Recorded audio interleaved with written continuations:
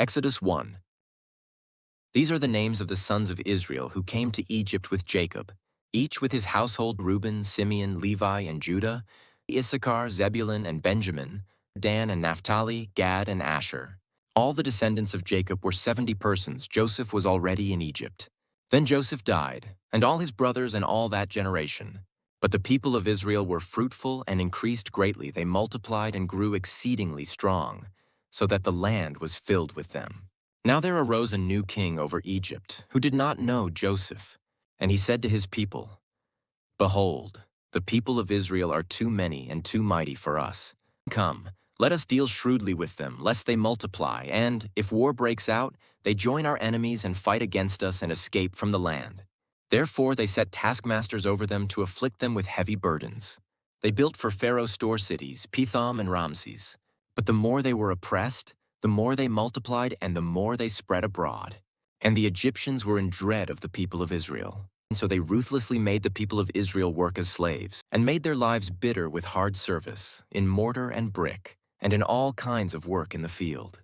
In all their work they ruthlessly made them work as slaves. Then the king of Egypt said to the Hebrew midwives, one of whom was named Shiphrah, and the other Puah, "When you serve as midwife to the Hebrew women and see them on the birth stool, if it is a son, you shall kill him, but if it is a daughter, she shall live." But the midwives feared God and did not do as the king of Egypt commanded them, but let the male children live. So the king of Egypt called the midwives and said to them, "Why have you done this, and let the male children live?" The midwives said to Pharaoh, "Because the Hebrew women are not like the Egyptian women, for they are vigorous and give birth before the midwife comes to them." So God dealt well with the midwives, and the people multiplied and grew very strong. And because the midwives feared God, he gave them families. Then Pharaoh commanded all his people, "Every son that is born to the Hebrews you shall cast into the Nile, but you shall let every daughter live." Exodus 2. Now a man from the house of Levi went and took as his wife a Levite woman. The woman conceived and bore a son, and when she saw that he was a fine child, she hid him 3 months.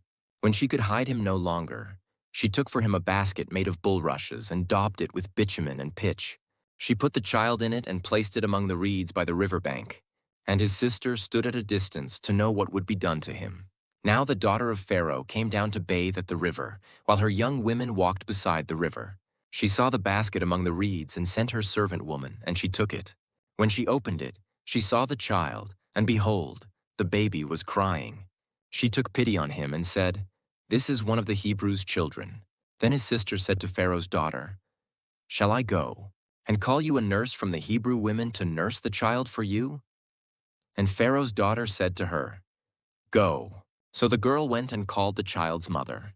And Pharaoh's daughter said to her, "Take this child away and nurse him for me, and I will give you your wages." So the woman took the child and nursed him. When the child grew older, she brought him to Pharaoh's daughter, and he became her son. She named him Moses, because she said, "I drew him out of the water." One day, when Moses had grown up, he went out to his people and looked on their burdens, and he saw an Egyptian beating a Hebrew, one of his people. He looked this way and that, and seeing no one, he struck down the Egyptian and hid him in the sand. When he went out the next day, behold, 2 Hebrews were struggling together. And he said to the man in the wrong, "Why do you strike your companion?" He answered, "Who made you a prince and a judge over us? Do you mean to kill me as you killed the Egyptian?" Then Moses was afraid and thought, "Surely the thing is known." When Pharaoh heard of it, he sought to kill Moses. But Moses fled from Pharaoh and stayed in the land of Midian. And he sat down by a well. Now the priest of Midian had 7 daughters, and they came and drew water and filled the troughs to water their father's flock. The shepherds came and drove them away, but Moses stood up and saved them and watered their flock. When they came home to their father Reuel, he said, "How is it that you have come home so soon today?" They said, "An Egyptian delivered us out of the hand of the shepherds, and even drew water for us and watered the flock." He said to his daughters, "Then where is he? Why have you left the man? Call him, that he may eat bread." And Moses was content to dwell with the man, and he gave Moses his daughter Zipporah. She gave birth to a son, and he called his name Gershom, for he said, I have been a sojourner in a foreign land. During those many days the king of Egypt died, and the people of Israel groaned because of their slavery and cried out for help. Their cry for rescue from slavery came up to God. And God heard their groaning, and God remembered his covenant with Abraham, with Isaac, and with Jacob. God saw the people of Israel, and God knew. Exodus 3. Now Moses was keeping the flock of his father-in-law, Jethro, the priest of Midian, and he led his flock to the west side of the wilderness and came to Horeb, the mountain of God. And the angel of the Lord appeared to him in a flame of fire out of the midst of a bush. He looked, and behold, the bush was burning, yet it was not consumed. And Moses said, I will turn aside to see this great sight, why the bush is not burned. When the Lord saw that he turned aside to see, God called to him out of the bush, Moses, Moses. And he said, Here I am. Then he said, Do not come near, take your sandals off your feet, for the place on which you are standing is holy ground. And he said, I am the God of your father, the God of Abraham, the God of Isaac, and the God of Jacob. And Moses hid his face, for he was afraid to look at God. Then the Lord said, I have surely seen the affliction of my people who are in Egypt, and have heard their cry because of their taskmasters. I know their sufferings, and I have come down to deliver them out of the hand of the Egyptians and to bring them up out of that land, to a good and broad land, a land flowing with milk and honey, to the place of the Canaanites, the Hittites, the Amorites, the Perizzites, the Hivites, and the Jebusites. And now, behold, the cry of the people of Israel has come to me. And I have also seen the oppression with which the Egyptians oppress them. Come, I will send you to Pharaoh that you may bring my people, the children of Israel, out of Egypt. But Moses said to God, Who am I that I should go to Pharaoh and bring the children of Israel out of Egypt? He said, But I will be with you, and this shall be the sign for you, that I have sent you when you have brought the people out of Egypt. You shall serve God on this mountain. Then Moses said to God, If I come to the people of Israel and say to them, The God of your fathers has sent me to you, and they ask me, What is his name? What shall I say to them? God said to Moses, I am who I am. And he said, Say this to the people of Israel, I am has sent me to you. God also said to Moses, Say this to the people of Israel, The Lord, the God of your fathers, the God of Abraham, the God of Isaac, and the God of Jacob has sent me to you. This is my name forever, and thus I am to be remembered throughout all generations. Go and gather the elders of Israel together and say to them, The Lord, the God of your fathers, the God of Abraham, of Isaac, and of Jacob, has appeared to me, saying, I have observed you and what has been done to you in Egypt. And I promise that I will bring you up out of the affliction of Egypt to the land of the Canaanites, the Hittites, the Amorites, the Perizzites, the Hivites, and the Jebusites, a land flowing with milk and honey. And they will listen to your voice, and you and the elders of Israel shall go to the king of Egypt and say to him, The Lord, the God of the Hebrews, has met with us, and now please let us go a 3 days' journey into the wilderness, that we may sacrifice to the Lord our God. But I know that the king of Egypt will not let you go unless compelled by a mighty hand. So I will stretch out my hand and strike Egypt with all the wonders that I will do in it after that he will let you go. And I will give this people favor in the sight of the Egyptians, and when you go, you shall not go empty. But each woman shall ask of her neighbor, and any woman who lives in her house, for silver and gold jewelry and for clothing. You shall put them on your sons and on your daughters. So you shall plunder the Egyptians. Exodus 4. Then Moses answered, But behold, they will not believe me or listen to my voice, for they will say, The Lord did not appear to you. And the Lord said to him, What is that in your hand? He said, A staff. And he said, Throw it on the ground. So he threw it on the ground, and it became a serpent, and Moses ran from it. But the Lord said to Moses, Put out your hand and catch it by the tail. So he put out his hand and caught it, and it became a staff in his hand, that they may believe that the Lord, the God of their fathers, the God of Abraham, the God of Isaac, and the God of Jacob, has appeared to you. Again the Lord said to him, Put your hand inside your cloak. And he put his hand inside his cloak, and when he took it out, behold, his hand was leprous like snow. Then God said, "Put your hand back inside your cloak." So he put his hand back inside his cloak, and when he took it out, behold, it was restored like the rest of his flesh. If they will not believe you, God said, or listen to the first sign, they may believe the latter sign. If they will not believe even these two signs or listen to your voice, you shall take some water from the Nile and pour it on the dry ground, and the water that you shall take from the Nile will become blood on the dry ground.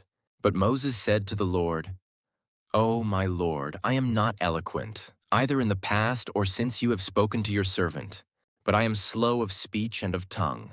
Then the Lord said to him, "Who has made man's mouth? Who makes him mute, or deaf, or seeing, or blind? Is it not I, the Lord? Now therefore go, and I will be with your mouth and teach you what you shall speak." But he said, "O my Lord, please send someone else." Then the anger of the Lord was kindled against Moses, and he said, "Is there not Aaron, your brother, the Levite? I know that he can speak well. Behold, he is coming out to meet you, and when he sees you, he will be glad in his heart. You shall speak to him and put the words in his mouth, and I will be with your mouth and with his mouth, and will teach you both what to do. He shall speak for you to the people, and he shall be your mouth, and you shall be as God to him. And take in your hand this staff, with which you shall do the signs." Moses went back to Jethro his father-in-law and said to him, "Please let me go back to my brothers in Egypt to see whether they are still alive." And Jethro said to Moses, "Go in peace." And the Lord said to Moses in Midian, "Go back to Egypt, for all the men who were seeking your life are dead." So Moses took his wife and his sons and had them ride on a donkey and went back to the land of Egypt. And Moses took the staff of God in his hand. And the Lord said to Moses, "When you go back to Egypt, see that you do before Pharaoh all the miracles that I have put in your power. But I will harden his heart, so that he will not let the people go. Then you shall say to Pharaoh, 'Thus says the Lord, Israel is my firstborn son, and I say to you, let my son go that he may serve me. If you refuse to let him go, behold, I will kill your firstborn son.'" At a lodging place on the way, the Lord met him and sought to put him to death. Then Zipporah took a flint and cut off her son's foreskin and touched Moses' feet with it, and said, "Surely you are a bridegroom of blood to me." So he let him alone. It was then that she said, "A bridegroom of blood because of the circumcision." The Lord said to Aaron, "Go into the wilderness to meet Moses." So he went and met him at the mountain of God and kissed him. And Moses told Aaron all the words of the Lord with which he had sent him to speak, and all the signs that he had commanded him to do. Then Moses and Aaron went and gathered together all the elders of the people of Israel. Aaron spoke all the words that the Lord had spoken to Moses and did the signs in the sight of the people. And the people believed. And when they heard that the Lord had visited the people of Israel, and that he had seen their affliction, they bowed their heads and worshipped. Exodus 5. Afterward, Moses and Aaron went and said to Pharaoh, "Thus says the Lord, the God of Israel, let my people go, that they may hold a feast to me in the wilderness." But Pharaoh said, "Who is the Lord, that I should obey his voice and let Israel go? I do not know the Lord, and moreover, I will not let Israel go." Then they said, "The God of the Hebrews has met with us. Please let us go a 3 days' journey into the wilderness, that we may sacrifice to the Lord our God, lest he fall upon us with pestilence or with the sword." But the king of Egypt said to them, "Moses and Aaron, why do you take the people away from their work? Get back to your burdens." And Pharaoh said, "Behold, the people of the land are now many, and you make them rest from their burdens." The same day Pharaoh commanded the taskmasters of the people and their foremen, "You shall no longer give the people straw to make bricks. As in the past, let them go and gather straw for themselves. But the number of bricks that they made in the past you shall impose on them. You shall by no means reduce it, for they are idle. Therefore they cry, 'Let us go and offer sacrifice to our God.' Let heavier work be laid on the men, that they may labor at it and pay no regard to lying words." So the taskmasters and the foremen of the people went out and said to the people, "Thus says Pharaoh, I will not give you straw. Go and get your straw yourselves wherever you can find it, but your work will not be reduced in the least." So the people were scattered throughout all the land of Egypt to gather stubble for straw. The taskmasters were urgent, saying, "Complete your work, your daily task each day, as when there was straw." And the foremen of the people of Israel, whom Pharaoh's taskmasters had set over them, were beaten and were asked, "Why have you not done all your task of making bricks today and yesterday, as in the past?" Then the foremen of the people of Israel came and cried to Pharaoh, "Why do you treat your servants like this? No straw is given to your servants, yet they say to us, 'Make bricks.' And behold, your servants are beaten, but the fault is in your own people." But he said, you are idle, that is why you say, 'Let us go and sacrifice to the Lord.' Go now and work. No straw will be given you, but you must still deliver the same number of bricks." The foremen of the people of Israel saw that they were in trouble when they said, "You shall by no means reduce your number of bricks, your daily task each day." They met Moses and Aaron, who were waiting for them, as they came out from Pharaoh, and they said to them, "The Lord look on you and judge, because you have made us stink in the sight of Pharaoh and his servants, and have put a sword in their hand to kill us." Then Moses turned to the Lord and said, "O Lord, why have you done evil to this people? Why did you ever send me? For since I came to Pharaoh to speak in your name, he has done evil to this people, and you have not delivered your people at all." Exodus 6. But the Lord said to Moses, "Now you shall see what I will do to Pharaoh, for with a strong hand he will send them out, and with a strong hand he will drive them out of his land." God spoke to Moses and said to him, "I am the Lord. I appeared to Abraham, to Isaac, and to Jacob as God Almighty, but by my name, the Lord, I did not make myself known to them. I also established my covenant with them to give them the land of Canaan, the land in which they lived as sojourners. Moreover, I have heard the groaning of the people of Israel, whom the Egyptians hold as slaves, and I have remembered my covenant. Say therefore to the people of Israel, I am the Lord, and I will bring you out from under the burdens of the Egyptians, and I will deliver you from slavery to them, and I will redeem you with an outstretched arm and with great acts of judgment.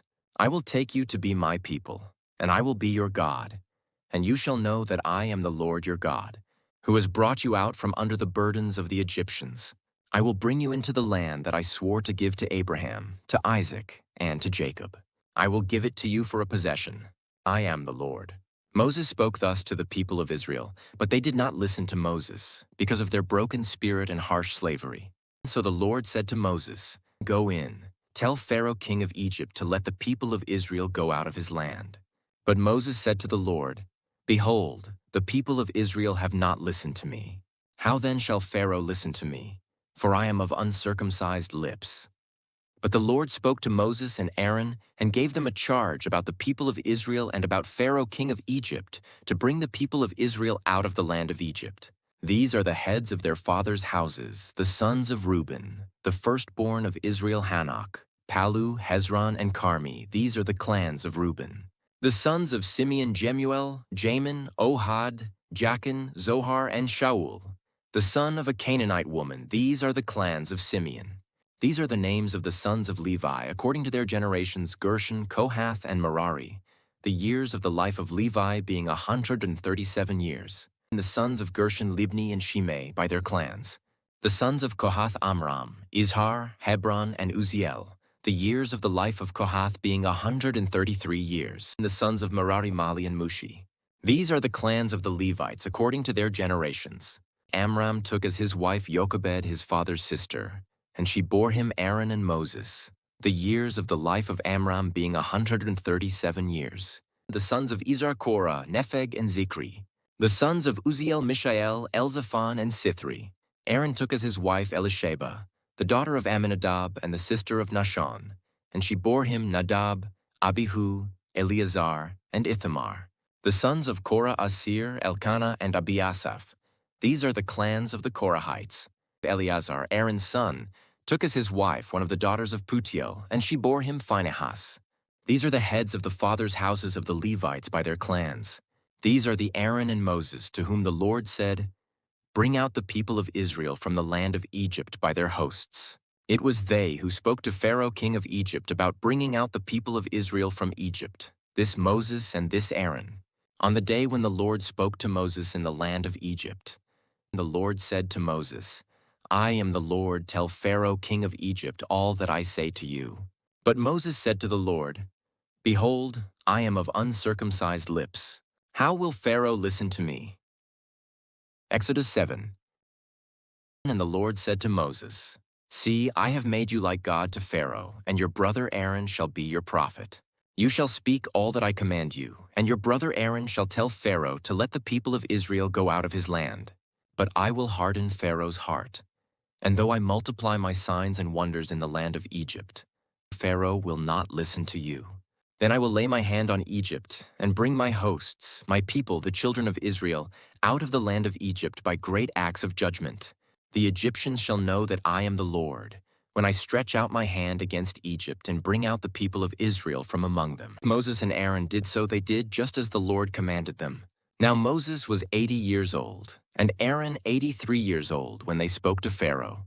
Then the Lord said to Moses and Aaron, When Pharaoh says to you, Prove yourselves by working a miracle, then you shall say to Aaron, Take your staff and cast it down before Pharaoh, that it may become a serpent. So Moses and Aaron went to Pharaoh and did just as the Lord commanded. Aaron cast down his staff before Pharaoh and his servants, and it became a serpent. Then Pharaoh summoned the wise men and the sorcerers, and they, the magicians of Egypt, also did the same by their secret arts. For each man cast down his staff, and they became serpents. But Aaron's staff swallowed up their staffs. Still Pharaoh's heart was hardened, and he would not listen to them as the Lord had said. Then the Lord said to Moses, Pharaoh's heart is hardened, he refuses to let the people go. Go to Pharaoh in the morning, as he is going out to the water. Stand on the bank of the Nile to meet him, and take in your hand the staff that turned into a serpent.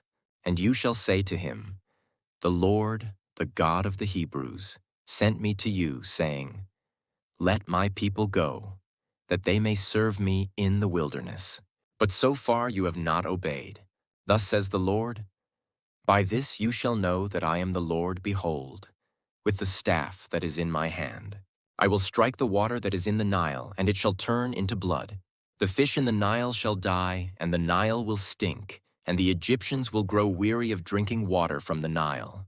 And the Lord said to Moses, Say to Aaron, Take your staff and stretch out your hand over the waters of Egypt, over their rivers, their canals and their ponds, and all their pools of water, so that they may become blood, and there shall be blood throughout all the land of Egypt, even in vessels of wood and in vessels of stone. Moses and Aaron did as the Lord commanded. In the sight of Pharaoh and in the sight of his servants, he lifted up the staff and struck the water in the Nile, and all the water in the Nile turned into blood. And the fish in the Nile died, and the Nile stank, so that the Egyptians could not drink water from the Nile. There was blood throughout all the land of Egypt. But the magicians of Egypt did the same by their secret arts. So Pharaoh's heart remained hardened, and he would not listen to them, as the Lord had said. Pharaoh turned and went into his house, and he did not take even this to heart.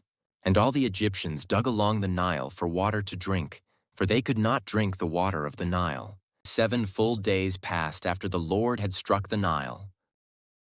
Exodus 8. Then the Lord said to Moses, Go in to Pharaoh and say to him, Thus says the Lord, Let my people go, that they may serve me. But if you refuse to let them go, behold, I will plague all your country with frogs. The Nile shall swarm with frogs that shall come up into your house and into your bedroom, and on your bed and into the houses of your servants and your people, and into your ovens and your kneading bowls. The frogs shall come up on you and on your people and on all your servants.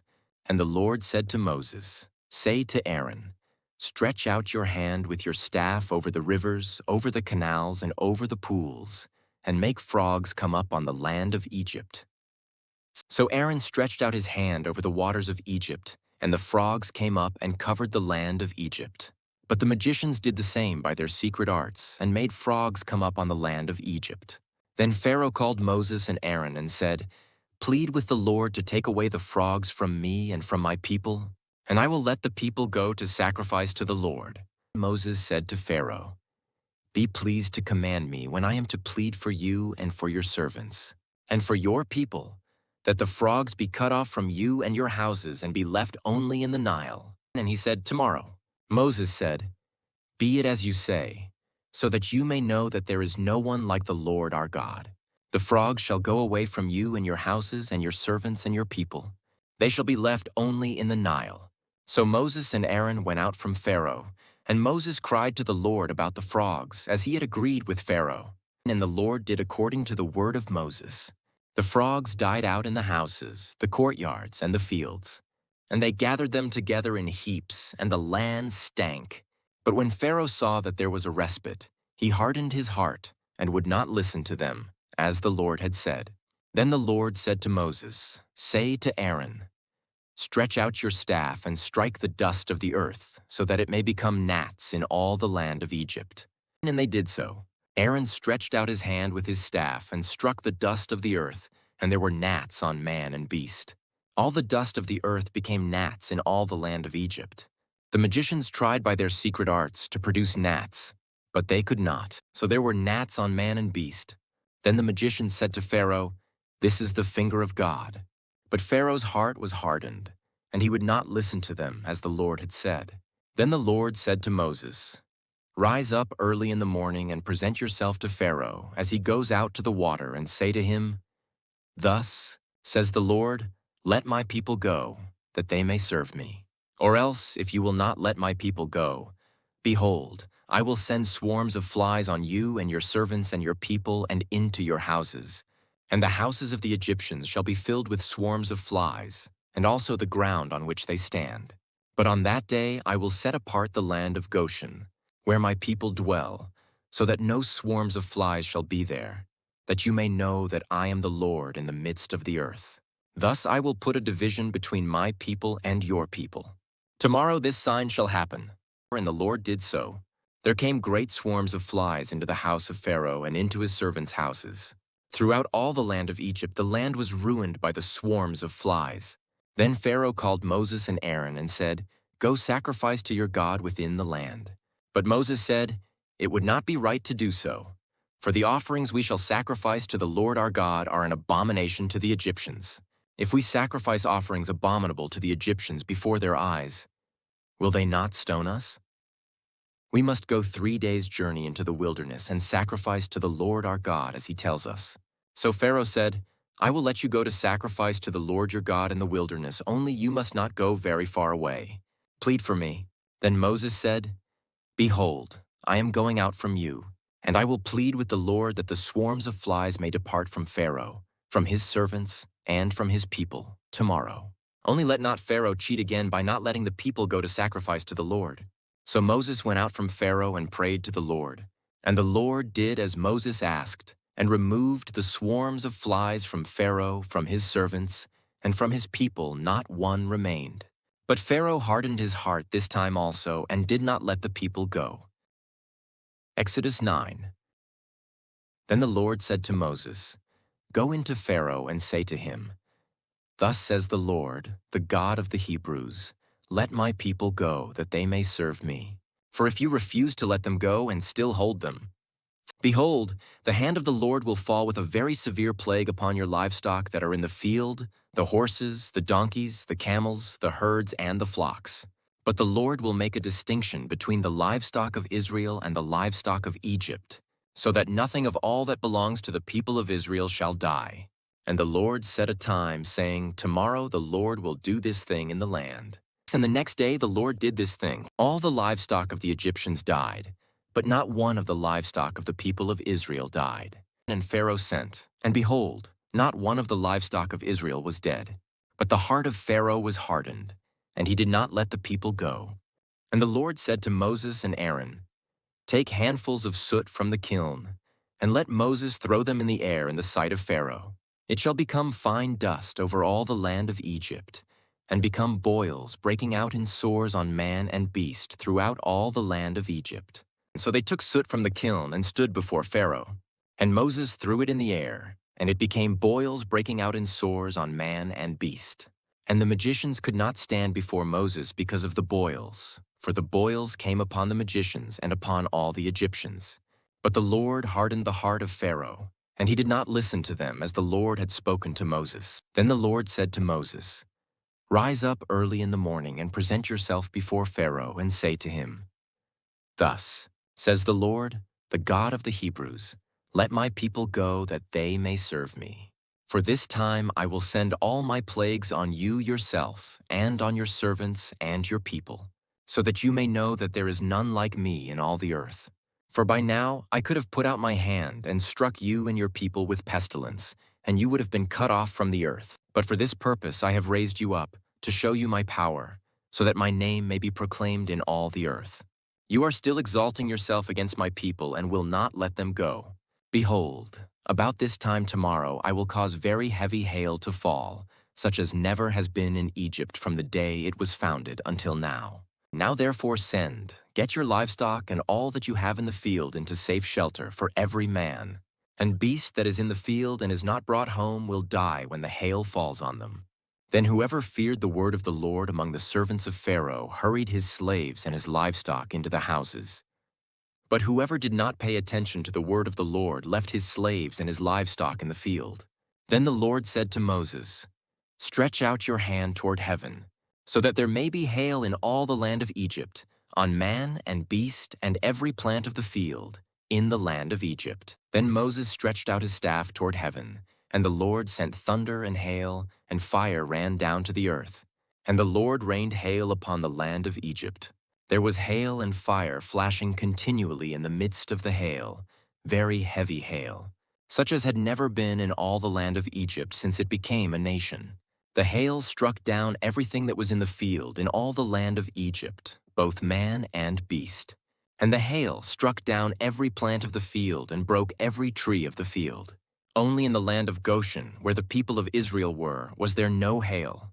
Then Pharaoh sent and called Moses and Aaron and said to them, this time I have sinned, the Lord is in the right, and I and my people are in the wrong. Plead with the Lord, for there has been enough of God's thunder and hail. I will let you go, and you shall stay no longer. Moses said to him, as soon as I have gone out of the city, I will stretch out my hands to the Lord. The thunder will cease, and there will be no more hail, so that you may know that the earth is the Lord's. But as for you and your servants, I know that you do not yet fear the Lord God. The flax and the barley were struck down, for the barley was in the ear and the flax was in bud. But the wheat and the emmer were not struck down, for they are late in coming up. So Moses went out of the city from Pharaoh and stretched out his hands to the Lord, and the thunder and the hail ceased, and the rain no longer poured upon the earth. But when Pharaoh saw that the rain and the hail and the thunder had ceased, he sinned yet again and hardened his heart, he and his servants. So the heart of Pharaoh was hardened, and he did not let the people of Israel go, just as the Lord had spoken through Moses. Exodus 10. Then the Lord said to Moses, go in to Pharaoh, for I have hardened his heart and the heart of his servants, that I may show these signs of mine among them, and that you may tell in the hearing of your son and of your grandson, how I have dealt harshly with the Egyptians and what signs I have done among them, that you may know that I am the Lord. So Moses and Aaron went into Pharaoh and said to him, thus says the Lord, the God of the Hebrews, how long will you refuse to humble yourself before me? Let my people go, that they may serve me. For if you refuse to let my people go, behold, tomorrow I will bring locusts into your country, and they shall cover the face of the land, so that no one can see the land. And they shall eat what is left to you after the hail, and they shall eat every tree of yours that grows in the field. And they shall fill your houses and the houses of all your servants, and of all the Egyptians, as neither your fathers nor your grandfathers have seen, from the day they came on earth to this day. Then he turned and went out from Pharaoh. Then Pharaoh's servants said to him, how long shall this man be a snare to us? Let the men go, that they may serve the Lord their God. Do you not yet understand that Egypt is ruined? So Moses and Aaron were brought back to Pharaoh, and he said to them, go serve the Lord your God. But which ones are to go? Moses said, we will go with our young and our old. We will go with our sons and daughters and with our flocks and herds, for we must hold a feast to the Lord. But he said to them, the Lord be with you, if ever I let you and your little ones go. Look, you have some evil purpose in mind. No, go the men among you and serve the Lord, for that is what you are asking. And they were driven out from Pharaoh's presence. Then the Lord said to Moses, Stretch out your hand over the land of Egypt for the locusts, so that they may come upon the land of Egypt and eat every plant in the land, all that the hail has left. So Moses stretched out his staff over the land of Egypt, and the Lord brought an east wind upon the land all that day and all that night. When it was morning, the east wind had brought the locusts. The locusts came up over all the land of Egypt and settled on the whole country of Egypt, such a dense swarm of locusts, as had never been before, nor ever will be again. And they covered the face of the whole land, so that the land was darkened. And they ate all the plants in the land and all the fruit of the trees that the hail had left. Not a green thing remained, neither tree nor plant of the field, through all the land of Egypt. Then Pharaoh hastily called Moses and Aaron and said, I have sinned against the Lord your God and against you. Now therefore forgive my sin, please, only this once, and plead with the Lord your God only to remove this death from me. So he went out from Pharaoh and pleaded with the Lord. And the Lord turned the wind into a very strong west wind, which lifted the locusts and drove them into the Red Sea. Not a single locust was left in all the country of Egypt. But the Lord hardened Pharaoh's heart, and he did not let the people of Israel go. Then the Lord said to Moses, Stretch out your hand toward heaven, that there may be darkness over the land of Egypt, a darkness to be felt. So Moses stretched out his hand toward heaven, and there was pitch darkness in all the land of Egypt 3 days. They did not see one another, nor did anyone rise from his place for 3 days, but all the people of Israel had light where they lived. Then Pharaoh called Moses and said, Go. Serve the Lord, your little ones also may go with you, only let your flocks and your herds remain behind. But Moses said, You must also let us have sacrifices and burnt offerings, that we may sacrifice to the Lord our God.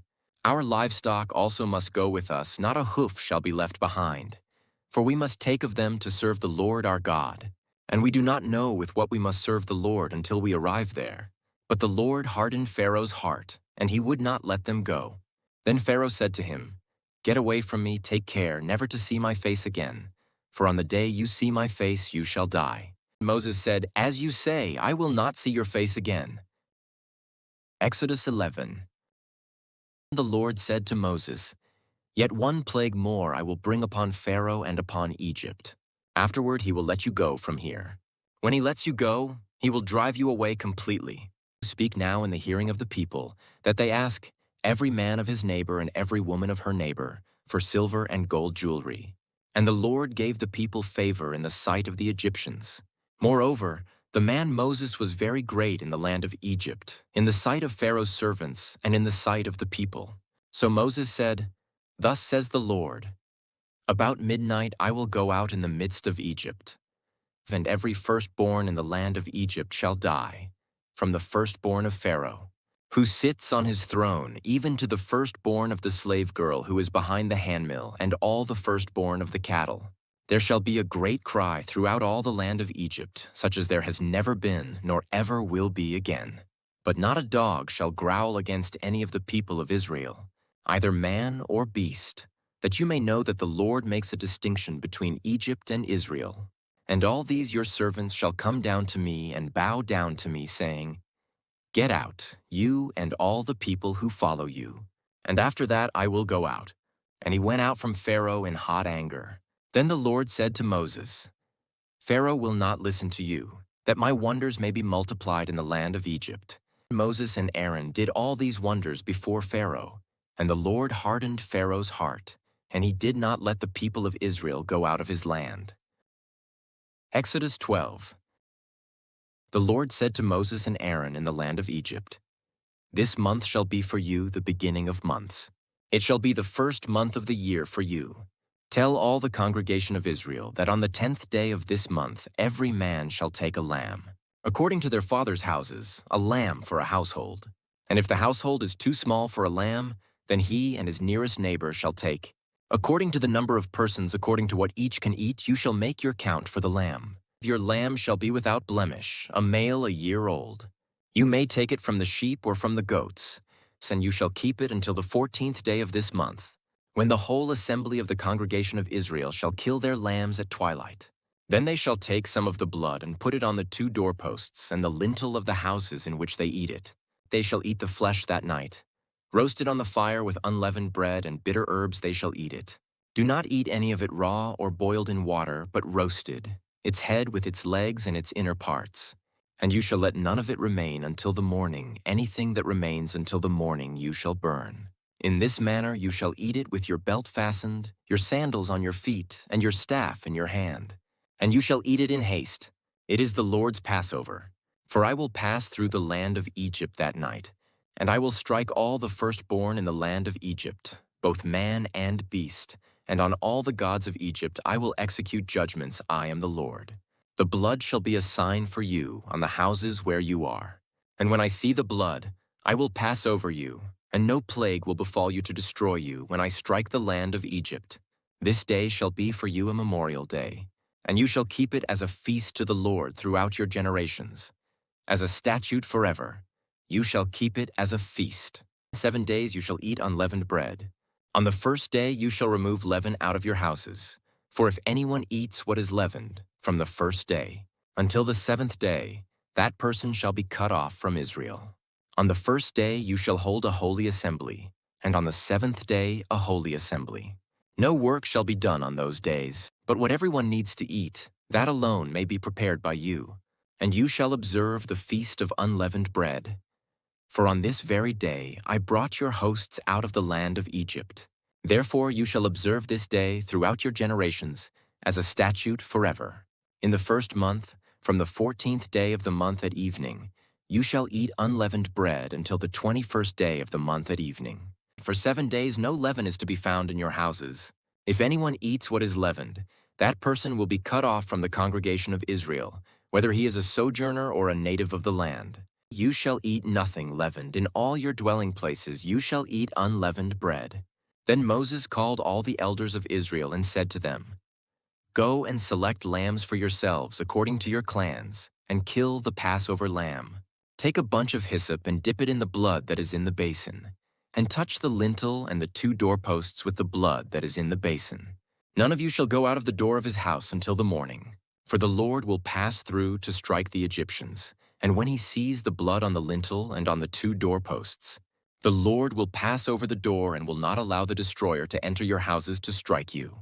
You shall observe this rite as a statute for you and for your sons forever. And when you come to the land that the Lord will give you, as he has promised, you shall keep this service. And when your children say to you, What do you mean by this service? You shall say, It is the sacrifice of the Lord's Passover, for he passed over the houses of the people of Israel in Egypt, when he struck the Egyptians but spared our houses. And the people bowed their heads and worshipped. Then the people of Israel went and did so as the Lord had commanded Moses and Aaron, so they did. At midnight the Lord struck down all the firstborn in the land of Egypt, from the firstborn of Pharaoh who sat on his throne to the firstborn of the captive, who was in the dungeon, and all the firstborn of the livestock. And Pharaoh rose up in the night, he and all his servants and all the Egyptians. And there was a great cry in Egypt, for there was not a house where someone was not dead. Then he summoned Moses and Aaron by night and said, Up, go out from among my people, both you and the people of Israel, and go serve the Lord as you have said. Take your flocks and your herds as you have said, and be gone, and bless me also. The Egyptians were urgent with the people to send them out of the land in haste, for they said, We shall all be dead. So the people took their dough before it was leavened, their kneading bowls being bound up in their cloaks on their shoulders. The people of Israel had also done as Moses told them, for they had asked the Egyptians for silver and gold jewelry and for clothing. And the Lord had given the people favor in the sight of the Egyptians, so that they let them have what they asked. Thus they plundered the Egyptians. And the people of Israel journeyed from Ramesses to Succoth, about 600,000 men on foot, besides women and children. A mixed multitude also went up with them, and very much livestock, both flocks and herds. And they baked unleavened cakes of the dough that they had brought out of Egypt. For it was not leavened, because they were thrust out of Egypt and could not wait, nor had they prepared any provisions for themselves. The time that the people of Israel lived in Egypt was 430 years. At the end of 430 years, on that very day, all the hosts of the Lord went out from the land of Egypt. It was a night of watching by the Lord, to bring them out of the land of Egypt. So this same night is a night of watching kept to the Lord by all the people of Israel throughout their generations. And the Lord said to Moses and Aaron, "This is the statute of the Passover. No foreigner shall eat of it. But every slave that is bought for money may eat of it after you have circumcised him. No foreigner or hired worker may eat of it. It shall be eaten in one house. You shall not take any of the flesh outside the house, and you shall not break any of its bones. All the congregation of Israel shall keep it.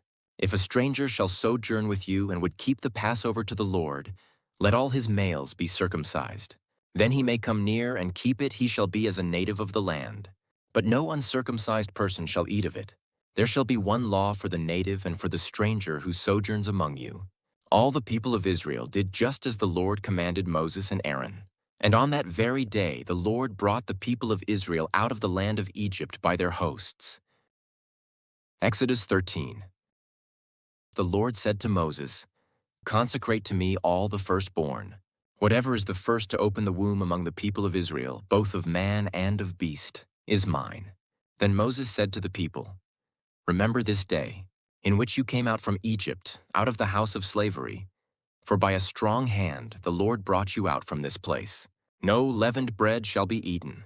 Today, in the month of Abib, you are going out. And when the Lord brings you into the land of the Canaanites, the Hittites, the Amorites, the Hivites, and the Jebusites, which he swore to your fathers to give you, a land flowing with milk and honey, you shall keep this service in this month. 7 days you shall eat unleavened bread, and on the 7th day there shall be a feast to the Lord. Unleavened bread shall be eaten for 7 days.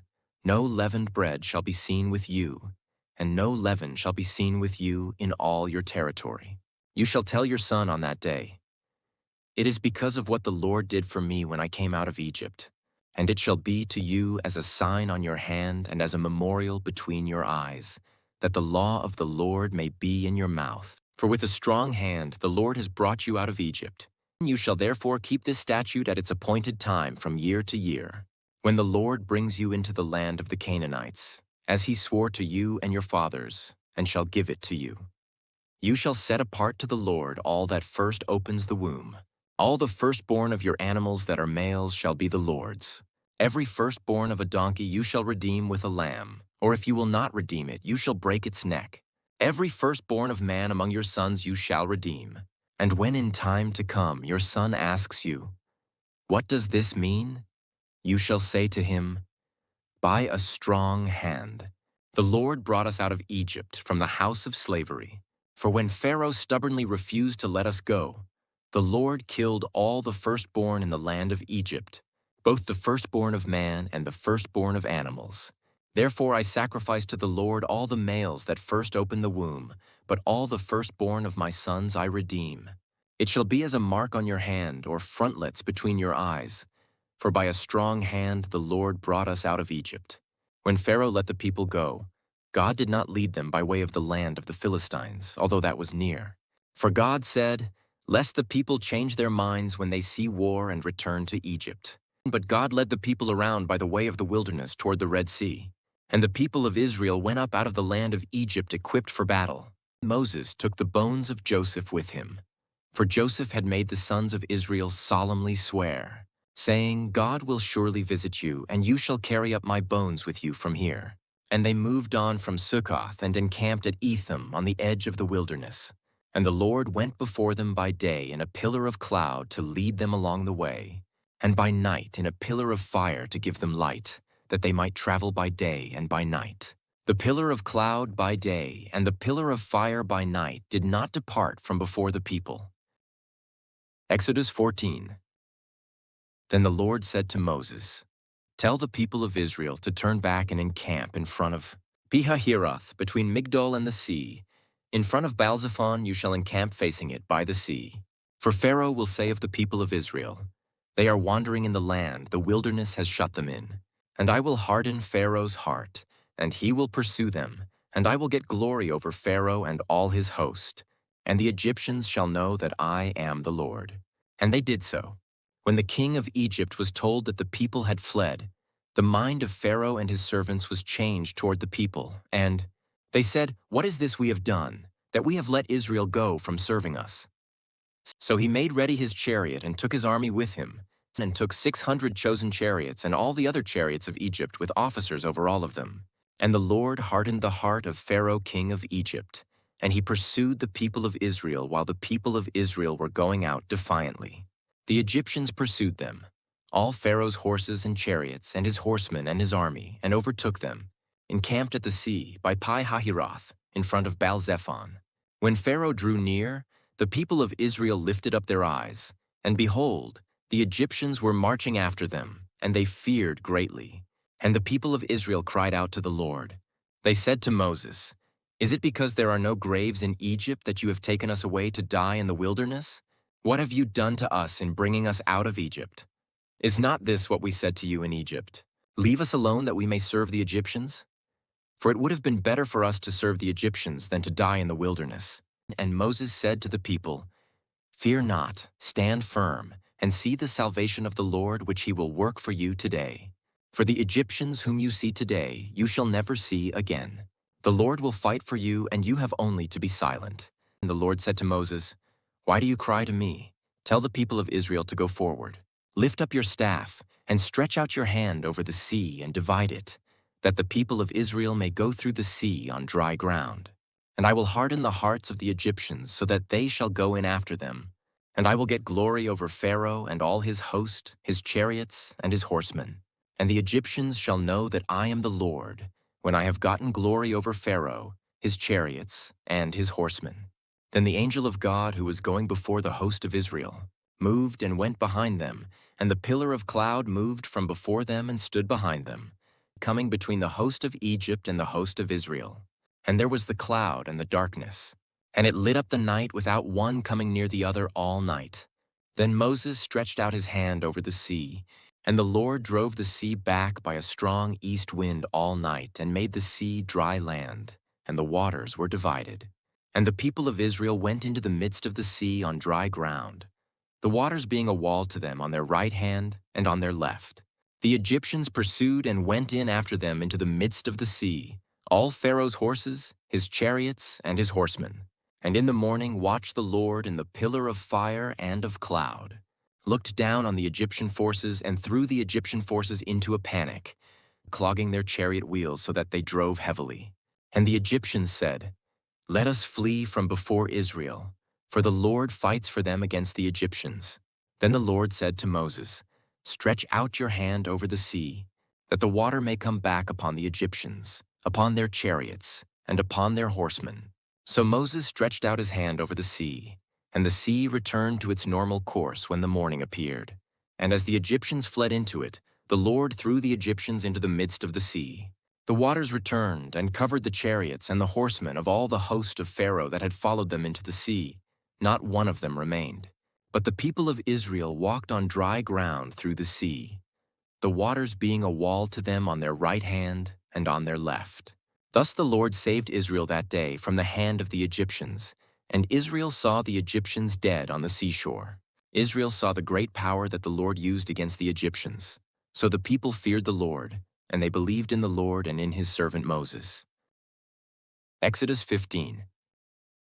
Then Moses and the people of Israel sang this song to the Lord, saying, "I will sing to the Lord, for he has triumphed gloriously. The horse and his rider he has thrown into the sea. The Lord is my strength and my song, and he has become my salvation.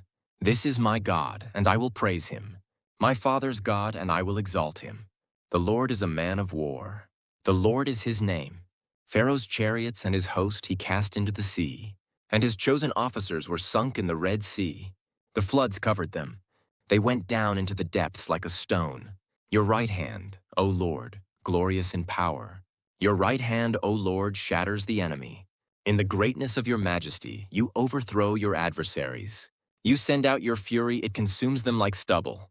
At the blast of your nostrils, the waters piled up. The floods stood up in a heap. The deeps congealed in the heart of the sea. The enemy said, I will pursue, I will overtake. I will divide the spoil, my desire shall have its fill of them. I will draw my sword, my hand shall destroy them. You blew with your wind, the sea covered them. They sank like lead in the mighty waters. Who is like you, O Lord, among the gods? Who is like you, majestic in holiness, awesome in glorious deeds, doing wonders?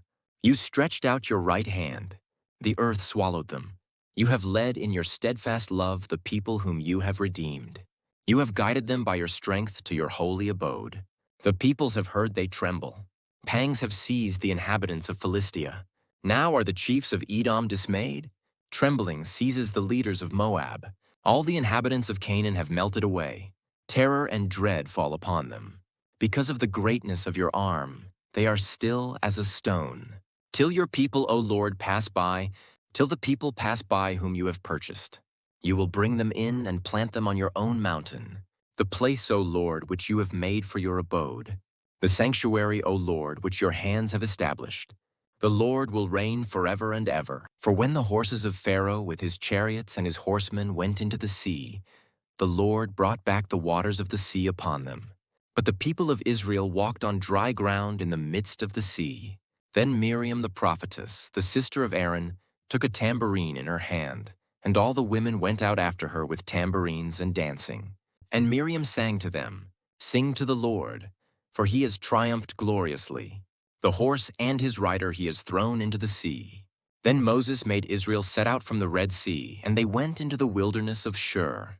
They went 3 days in the wilderness and found no water. When they came to Marah, they could not drink the water of Marah because it was bitter, therefore it was named Marah. And the people grumbled against Moses, saying, "What shall we drink?" And he cried to the Lord, and the Lord showed him a log, and he threw it into the water, and the water became sweet.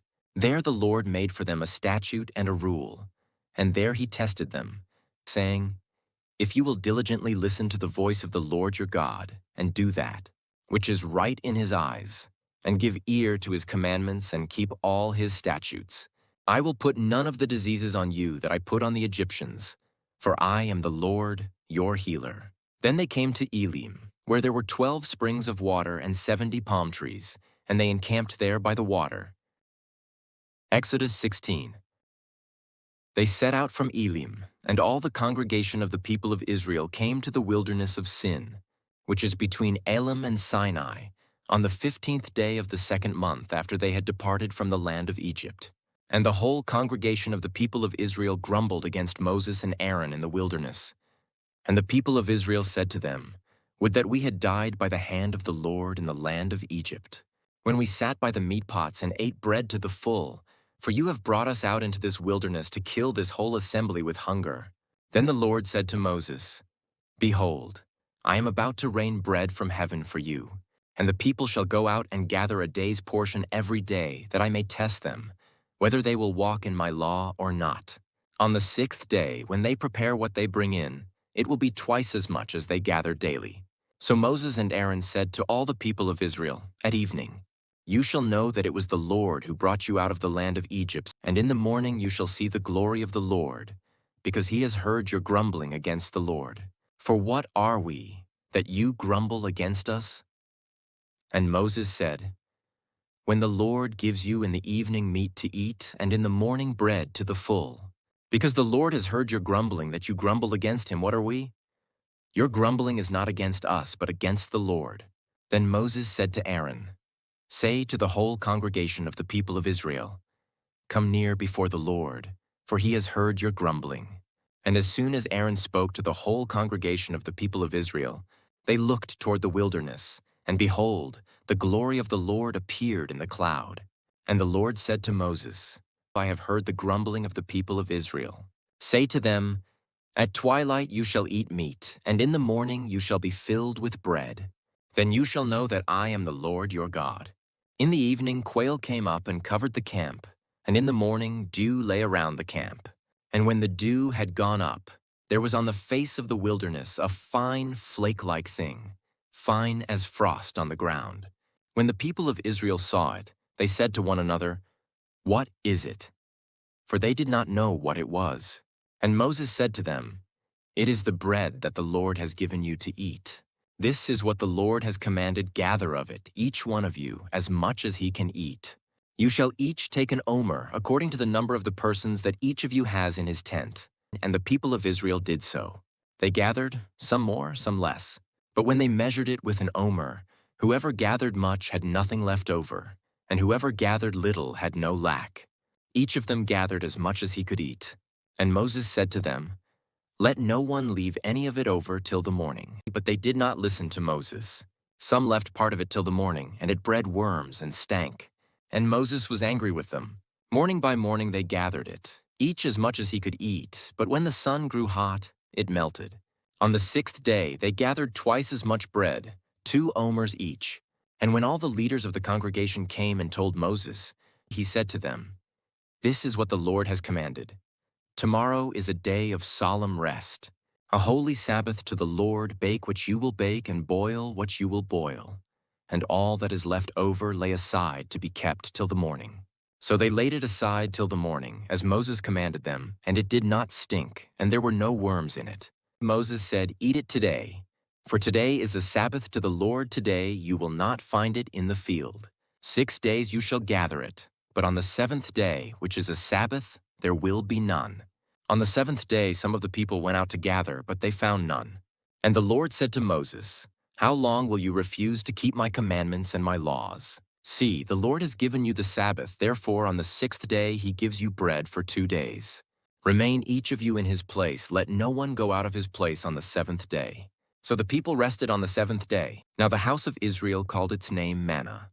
It was like coriander seed, white, and the taste of it was like wafers made with honey. Moses said, "This is what the Lord has commanded. Let an omer of it be kept throughout your generations, so that they may see the bread with which I fed you in the wilderness, when I brought you out of the land of Egypt." And Moses said to Aaron, "Take a jar and put an omer of manna in it, and place it before the Lord to be kept throughout your generations." As the Lord commanded Moses, so Aaron placed it before the testimony to be kept. The people of Israel ate the manna 40 years, till they came to a habitable land. They ate the manna till they came to the border of the land of Canaan. An omer is the 10th part of an ephah. Exodus 17. All the congregation of the people of Israel moved on from the wilderness of Sin by stages, according to the commandment of the Lord, and camped at Rephidim. But there was no water for the people to drink. Therefore the people quarreled with Moses and said, "Give us water to drink." And Moses said to them, "Why do you quarrel with me? Why do you test the Lord?" But the people thirsted there for water, and the people grumbled against Moses and said, "Why did you bring us up out of Egypt, to kill us and our children and our livestock with thirst?" So Moses cried to the Lord, "What shall I do with this people? They are almost ready to stone me." And the Lord said to Moses, "Pass on before the people, taking with you some of the elders of Israel, and take in your hand the staff with which you struck the Nile, and go. Behold, I will stand before you there on the rock at Horeb, and you shall strike the rock, and water shall come out of it, and the people will drink." And Moses did so in the sight of the elders of Israel. And he called the name of the place Massah and Meribah, because of the quarreling of the people of Israel, and because they tested the Lord by saying, "Is the Lord among us, or not?"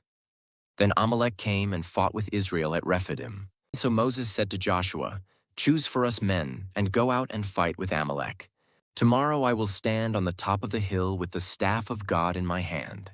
So Joshua did as Moses told him, and fought with Amalek, while Moses, Aaron, and Hur went up to the top of the hill. Whenever Moses held up his hand, Israel prevailed, and whenever he lowered his hand, Amalek prevailed. But Moses' hands grew weary, so they took a stone and put it under him, and he sat on it, while Aaron and Hur held up his hands, one on one side and the other on the other side. So his hands were steady until the going down of the sun. And Joshua overwhelmed Amalek and his people with the sword. Then the Lord said to Moses, "Write this as a memorial in a book and recite it in the ears of Joshua, that I will utterly blot out the memory of Amalek from under heaven." And Moses built an altar and called the name of it, "The Lord is my banner," saying, "A hand upon the throne of the Lord. The Lord will have war with Amalek from generation to generation." Exodus 18. Jethro, the priest of Midian, Moses' father-in-law, heard of all that God had done for Moses and for Israel, his people, how the Lord had brought Israel out of Egypt. Now Jethro, Moses' father-in-law, had taken Zipporah, Moses' wife, after he had sent her home, along with her 2 sons. The name of the one was Gershom, for he said, "I have been a sojourner in a foreign land," and the name of the other, Eliezer, for he said, The God of my father was my help, and delivered me from the sword of Pharaoh. Jethro, Moses' father-in-law, came with his sons and his wife to Moses in the wilderness, where he was encamped at the mountain of God. And when he sent word to Moses, I, your father-in-law Jethro, I'm coming to you with your wife and her 2 sons with her. Moses went out to meet his father-in-law and bowed down and kissed him. And they asked each other of their welfare and went into the tent. Then Moses told his father-in-law all that the Lord had done to Pharaoh and to the Egyptians for Israel's sake, all the hardship that had come upon them in the way, and how the Lord had delivered them. And Jethro rejoiced for all the good that the Lord had done to Israel, in that he had delivered them out of the hand of the Egyptians. Jethro said, Blessed be the Lord, who has delivered you out of the hand of the Egyptians and out of the hand of Pharaoh, and has delivered the people from under the hand of the Egyptians. Now I know that the Lord is greater than all gods, because in this affair they dealt arrogantly with the people. And Jethro, Moses' father-in-law, brought a burnt offering and sacrifices to God. And Aaron came with all the elders of Israel to eat bread with Moses' father-in-law before God. The next day Moses sat to judge the people, and the people stood around Moses from morning till evening. When Moses' father-in-law saw all that he was doing for the people, he said, What is this that you are doing for the people? Why do you sit alone, and all the people stand around you from morning till evening? And Moses said to his father-in-law, Because the people come to me to inquire of God. And when they have a dispute, they come to me and I decide between one person and another, and I make them know the statutes of God and his laws. Moses' father-in-law said to him, What you are doing is not good. You and the people with you will certainly wear yourselves out, for the thing is too heavy for you. You are not able to do it alone. Now obey my voice, I will give you advice, and God be with you. You shall represent the people before God and bring their cases to God, and you shall warn them about the statutes and the laws, and make them know the way in which they must walk and what they must do.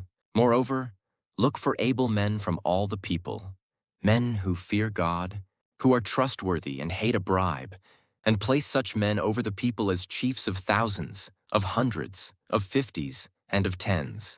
And let them judge the people at all times. Every great matter they shall bring to you, but any small matter they shall decide themselves. So it will be easier for you, and they will bear the burden with you. If you do this, God will direct you, you will be able to endure, and all this people also will go to their place in peace. So Moses listened to the voice of his father-in-law and did all that he had said.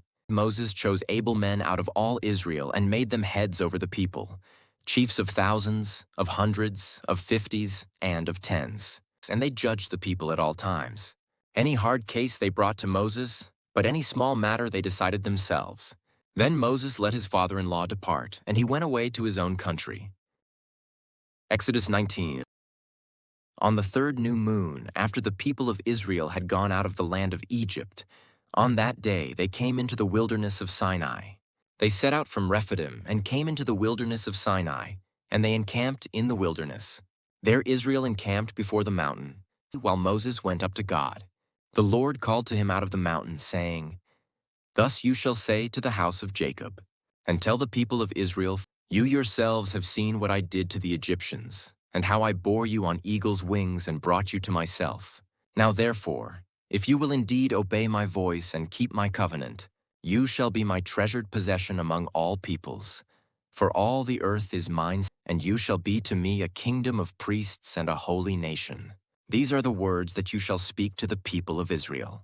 So Moses came and called the elders of the people and set before them all these words that the Lord had commanded him. All the people answered together and said, All that the Lord has spoken we will do. And Moses reported the words of the people to the Lord. And the Lord said to Moses, Behold, I am coming to you in a thick cloud, that the people may hear when I speak with you, and may also believe you forever. When Moses told the words of the people to the Lord said to Moses, Go to the people and consecrate them today and tomorrow, and let them wash their garments and be ready for the 3rd day. For on the 3rd day the Lord will come down on Mount Sinai in the sight of all the people. And you shall set limits for the people all around, saying, Take care not to go up into the mountain or touch the edge of it. Whoever touches the mountain shall be put to death. No hand shall touch him, but he shall be stoned or shot, whether beast or man, he shall not live. When the trumpet sounds a long blast, they shall come up to the mountain. So Moses went down from the mountain to the people and consecrated the people, and they washed their garments. And he said to the people, "Be ready for the third day, do not go near a woman."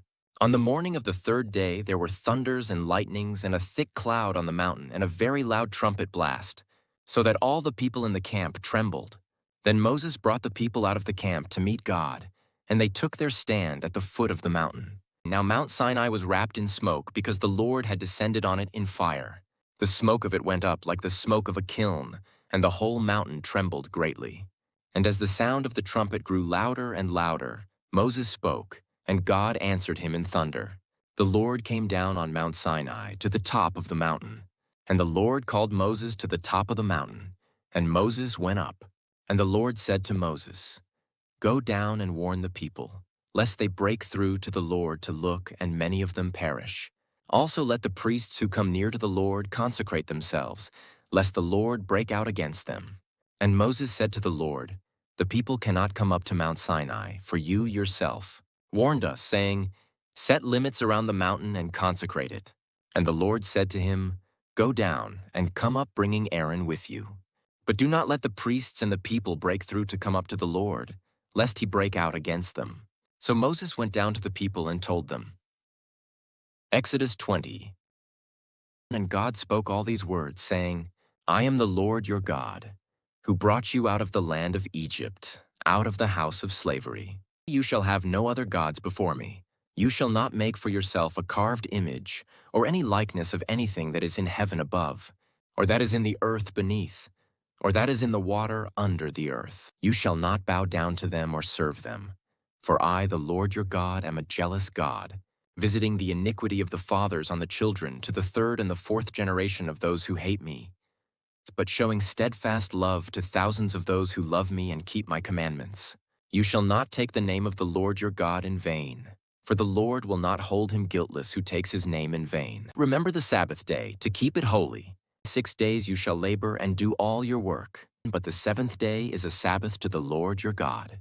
On it you shall not do any work, you, or your son, or your daughter, your male servant, or your female servant, or your livestock, or the sojourner who is within your gates. For in 6 days the Lord made heaven and earth, the sea, and all that is in them, and rested on the seventh day. Therefore the Lord blessed the Sabbath day and made it holy. Honor your father and your mother, that your days may be long in the land that the Lord your God is giving you. You shall not murder. You shall not commit adultery. You shall not steal. You shall not bear false witness against your neighbor. You shall not covet your neighbor's house. You shall not covet your neighbor's wife, or his male servant, or his female servant, or his ox, or his donkey, or anything that is your neighbor's. Now when all the people saw the thunder and the flashes of lightning and the sound of the trumpet and the mountain smoking, the people were afraid and trembled, and they stood far off and said to Moses, "You speak to us, and we will listen, but do not let God speak to us, lest we die." Moses said to the people, "Do not fear, for God has come to test you, that the fear of him may be before you, that you may not sin." The people stood far off, while Moses drew near to the thick darkness where God was. And the Lord said to Moses, "Thus you shall say to the people of Israel, You have seen for yourselves that I have talked with you from heaven. You shall not make gods of silver to be with me, nor shall you make for yourselves gods of gold. An altar of earth you shall make for me, and sacrifice on it your burnt offerings and your peace offerings, your sheep and your oxen. In every place where I cause my name to be remembered, I will come to you and bless you. If you make me an altar of stone, you shall not build it of hewn stones, for if you wield your tool on it, you profane it. And you shall not go up by steps to my altar, that your nakedness be not exposed on it." Exodus 21. Now these are the rules that you shall set before them. When you buy a Hebrew slave, he shall serve 6 years, and in the 7th he shall go out free for nothing.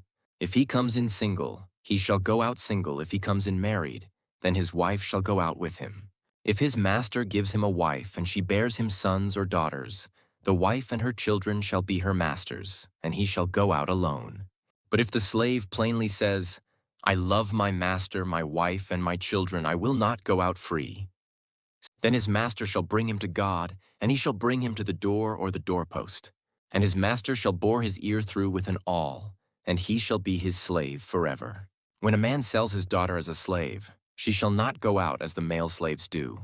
If she does not please her master, who has designated her for himself, then he shall let her be redeemed.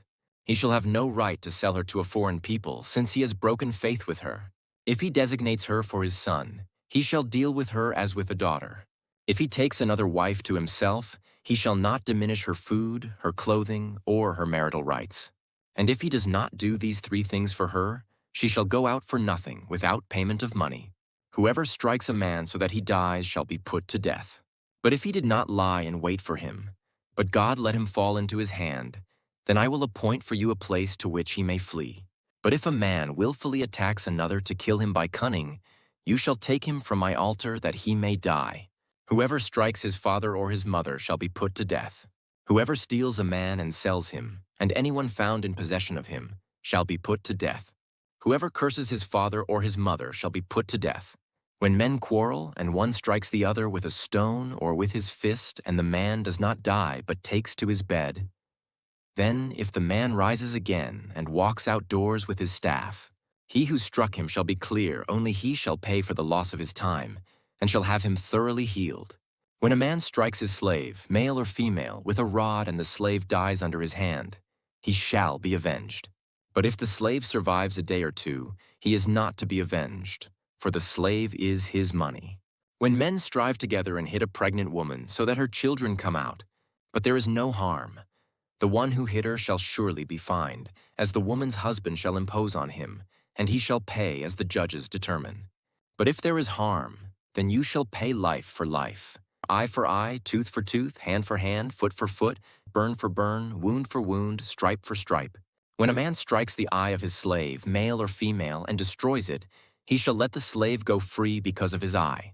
If he knocks out the tooth of his slave, male or female, he shall let the slave go free because of his tooth. When an ox gores a man or a woman to death, the ox shall be stoned, and its flesh shall not be eaten, but the owner of the ox shall not be liable. But if the ox has been accustomed to gore in the past, and its owner has been warned, but has not kept it in, and it kills a man or a woman, the ox shall be stoned, and its owner also shall be put to death. If a ransom is imposed on him, then he shall give for the redemption of his life whatever is imposed on him. If it gores a man's son or daughter, he shall be dealt with according to this same rule. If the ox gores a slave, male or female, the owner shall give to their master 30 shekels of silver, and the ox shall be stoned.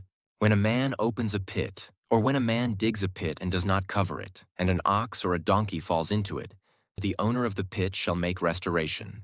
He shall give money to its owner, and the dead beast shall be his.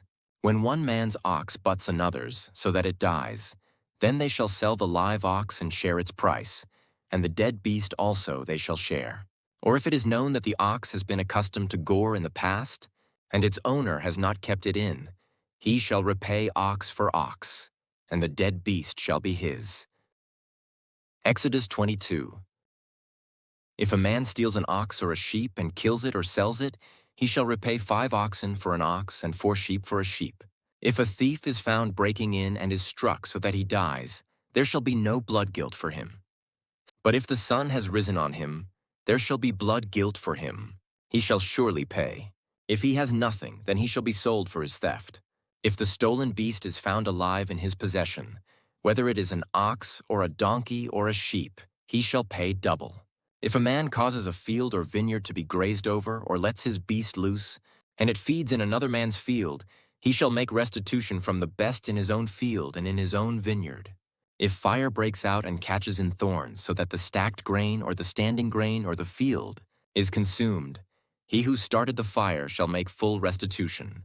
If a man gives to his neighbor money or goods to keep safe, and it is stolen from the man's house, then, if the thief is found, he shall pay double. If the thief is not found, the owner of the house shall come near to God to show whether or not he has put his hand to his neighbor's property. For every breach of trust, whether it is for an ox, for a donkey, for a sheep, for a cloak, or for any kind of lost thing, of which one says, "This is it," the case of both parties shall come before God. The one whom God condemns shall pay double to his neighbor. If a man gives to his neighbor a donkey or an ox or a sheep or any beast to keep safe, and it dies or is injured, or is driven away, without anyone seeing it, an oath by the Lord shall be between them both to see whether or not he has put his hand to his neighbor's property. The owner shall accept the oath, and he shall not make restitution. But if it is stolen from him, he shall make restitution to its owner. If it is torn by beasts, let him bring it as evidence. He shall not make restitution for what has been torn. If a man borrows anything of his neighbor, and it is injured or dies, the owner not being with it, he shall make full restitution.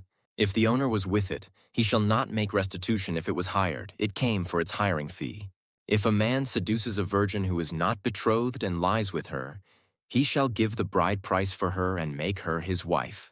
If her father utterly refuses to give her to him, he shall pay money equal to the bride price for virgins. You shall not permit a sorceress to live. Whoever lies with an animal shall be put to death. Whoever sacrifices to any god other than the Lord alone shall be devoted to destruction. You shall not wrong a sojourner or oppress him, for you were sojourners in the land of Egypt. You shall not mistreat any widow or fatherless child. If you do mistreat them and they cry out to me, I will surely hear their cry, and my wrath will burn, and I will kill you with the sword, and your wives shall become widows and your children fatherless. If you lend money to any of my people with you who is poor, you shall not be like a moneylender to him, and you shall not exact interest from him. If ever you take your neighbor's cloak in pledge, you shall return it to him before the sun goes down. For that is his only covering, and it is his cloak for his body, and what else shall he sleep? And if he cries to me, I will hear, for I am compassionate. You shall not revile God, nor curse a ruler of your people. You shall not delay to offer from the fullness of your harvest, and from the outflow of your presses. The firstborn of your sons you shall give to me. You shall do the same with your oxen and with your sheep. 7 days it shall be with its mother, on the 8th day you shall give it to me. You shall be consecrated to me. Therefore you shall not eat any flesh that is torn by beasts in the field, you shall throw it to the dogs. Exodus 23. You shall not spread a false report. You shall not join hands with a wicked man to be a malicious witness. You shall not fall in with the many to do evil, nor shall you bear witness in a lawsuit, siding with the many so as to pervert justice. Nor shall you be partial to a poor man in his lawsuit. If you meet your enemy's ox or his donkey going astray, you shall bring it back to him. If you see the donkey of one who hates you lying down under its burden, you shall refrain from leaving him with it, you shall rescue it with him. You shall not pervert the justice due to your poor in his lawsuit. Keep far from a false charge, and do not kill the innocent and righteous, for I will not acquit the wicked. And you shall take no bribe, for a bribe blinds the clear-sighted and subverts the cause of those who are in the right. You shall not oppress a sojourner. You know the heart of a sojourner, for you were sojourners in the land of Egypt. For 6 years you shall sow your land and gather in its yield. But the 7th year you shall let it rest and lie fallow, that the poor of your people may eat, and what they leave the beasts of the field may eat. You shall do likewise with your vineyard and with your olive orchard. 6 days you shall do your work, but on the 7th day you shall rest, that your ox and your donkey may have rest, and the son of your servant woman and the alien may be refreshed. Pay attention to all that I have said to you, and make no mention of the names of other gods, nor let it be heard on your lips. 3 times in the year you shall keep a feast to me. You shall keep the feast of unleavened bread. As I commanded you, you shall eat unleavened bread for 7 days at the appointed time in the month of Abib, for in it you came out of Egypt. None shall appear before me empty-handed. You shall keep the feast of harvest, of the first fruits of your labor, of what you sow in the field. You shall keep the feast of ingathering at the end of the year, when you gather in from the field the fruit of your labor. 3 times in the year shall all your males appear before the Lord God. You shall not offer the blood of my sacrifice with anything leavened, or let the fat of my feast remain until the morning. The best of the first fruits of your ground you shall bring into the house of the Lord your God. You shall not boil a young goat in its mother's milk. Behold, I send an angel before you to guard you on the way and to bring you to the place that I have prepared. Pay careful attention to him and obey his voice. Do not rebel against him, for he will not pardon your transgression, for my name is in him. But if you carefully obey his voice and do all that I say, then I will be an enemy to your enemies and an adversary to your adversaries. When my angel goes before you and brings you to the Amorites and the Hittites and the Perizzites and the Canaanites, the Hivites and the Jebusites, and I blot them out, you shall not bow down to their gods nor serve them, nor do as they do. But you shall utterly overthrow them and break their pillars in pieces. You shall serve the Lord your God, and he will bless your bread and your water, and I will take sickness away from among you. None shall miscarry or be barren in your land. I will fulfill the number of your days. I will send my terror before you, and will throw into confusion all the people against whom you shall come. And I will make all your enemies turn their backs to you. And I will send hornets before you, which shall drive out the Hivites, the Canaanites, and the Hittites from before you. I will not drive them out from before you in 1 year, lest the land become desolate and the wild beasts multiply against you. Little by little I will drive them out from before you, until you have increased and possessed the land. And I will set your border from the Red Sea to the Sea of the Philistines, and from the wilderness to the Euphrates. For I will give the inhabitants of the land into your hand, and you shall drive them out before you. You shall make no covenant with them and their gods.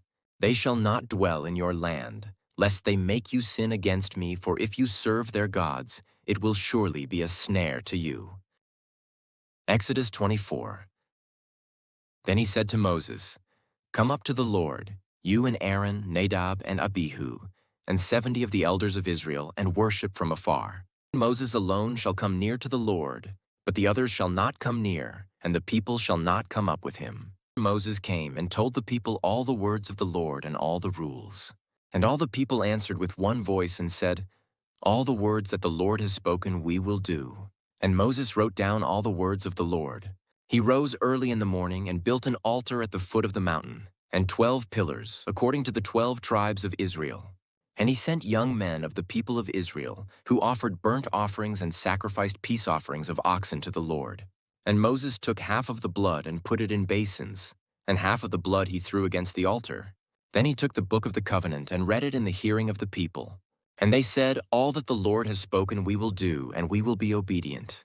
And Moses took the blood and threw it on the people and said, Behold, the blood of the covenant that the Lord has made with you in accordance with all these words. Then Moses and Aaron, Nadab and Abihu, and 70 of the elders of Israel went up, and they saw the God of Israel. There was under his feet, as it were, a pavement of sapphire stone, like the very heaven for clearness.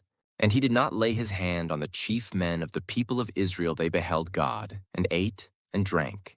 The Lord said to Moses, Come up to me on the mountain, and wait there, that I may give you the tablets of stone, with the law and the commandment, which I have written for their instruction. So Moses rose with his assistant Joshua, and Moses went up into the mountain of God. And he said to the elders, Wait here for us until we return to you. And behold, Aaron and Hur are with you. Whoever has a dispute, let him go to them. Then Moses went up on the mountain, and the cloud covered the mountain. The glory of the Lord dwelt on Mount Sinai, and the cloud covered it 6 days. And on the 7th day he called to Moses out of the midst of the cloud. Now the appearance of the glory of the Lord was like a devouring fire on the top of the mountain in the sight of the people of Israel. Moses entered the cloud and went up on the mountain. And Moses was on the mountain 40 days and 40 nights. Exodus 25. And the Lord said to Moses, Speak to the people of Israel, that they take from me a contribution.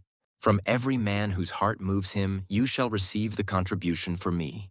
And this is the contribution that you shall receive from them: gold, silver, and bronze, blue and purple and scarlet yarns and fine twined linen, goat's hair, tanned ram's skins, goat skins, acacia wood, oil for the lamps, spices for the anointing oil and for the fragrant incense, onyx stones, and stones for setting, for the ephod and for the breastpiece.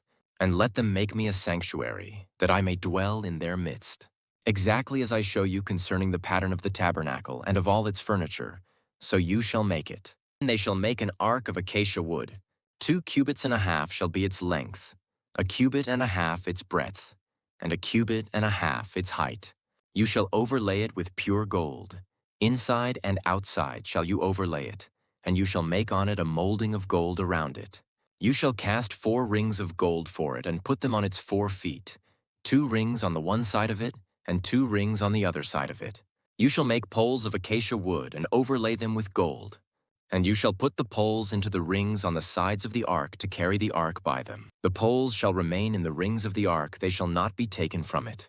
And you shall put into the ark the testimony that I shall give you. You shall make a mercy seat of pure gold.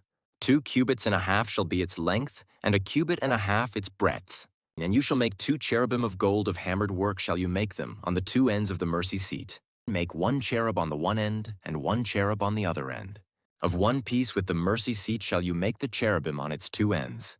The cherubim shall spread out their wings above, overshadowing the mercy seat with their wings. Their faces one to another toward the mercy seat shall the faces of the cherubim be. And you shall put the mercy seat on the top of the ark, and in the ark you shall put the testimony that I shall give you.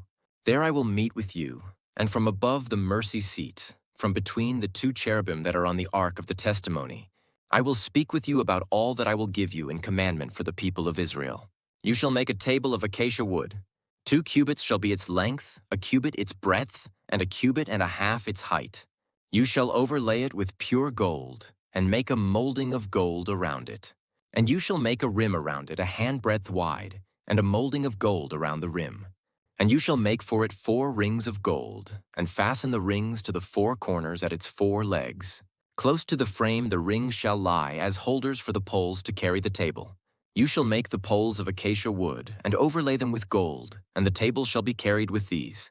And you shall make its plates and dishes for incense, and its flagons and bowls with which to pour drink offerings you shall make them of pure gold.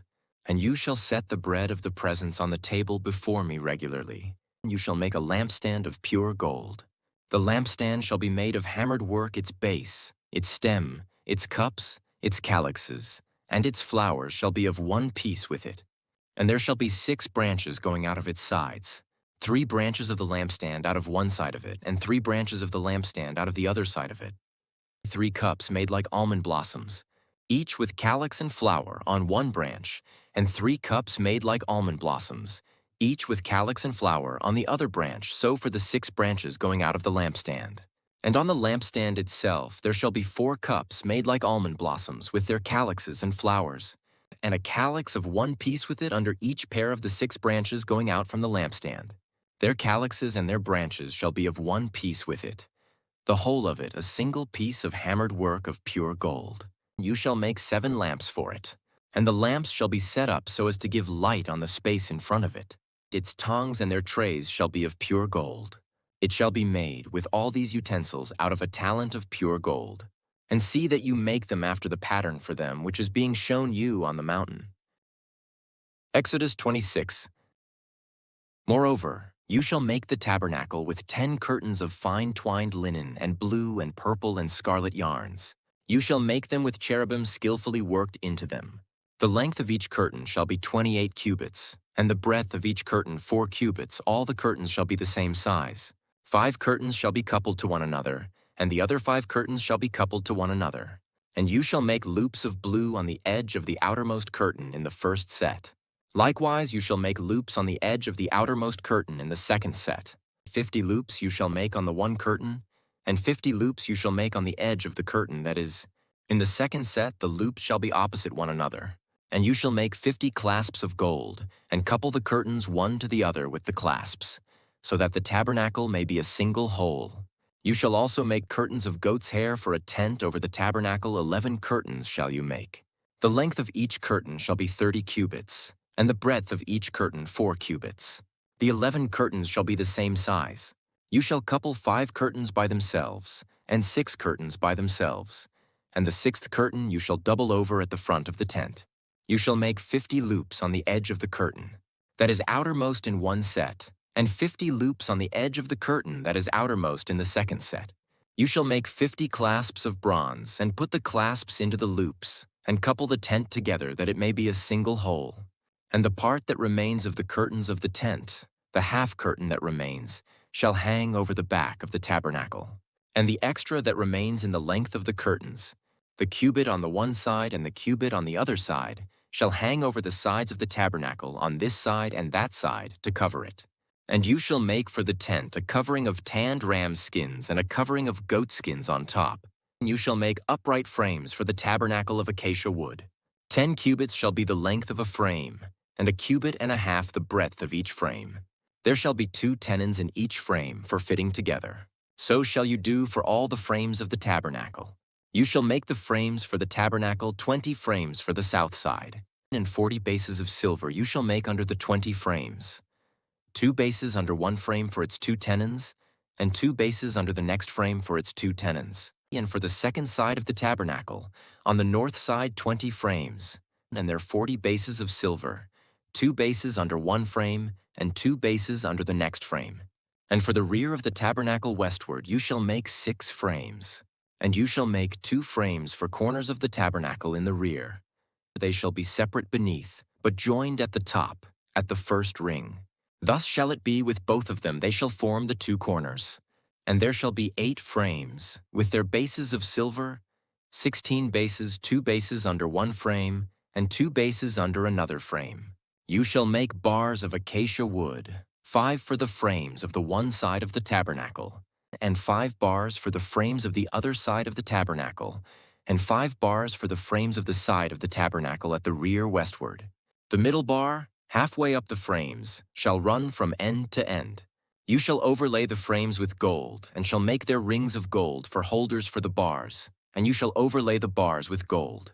Then you shall erect the tabernacle according to the plan for it that you were shown on the mountain. And you shall make a veil of blue and purple and scarlet yarns and fine twined linen. It shall be made with cherubim skillfully worked into it. And you shall hang it on 4 pillars of acacia overlaid with gold, with hooks of gold, on 4 bases of silver. And you shall hang the veil from the clasps, and bring the ark of the testimony in there within the veil. And the veil shall separate for you the holy place from the most holy.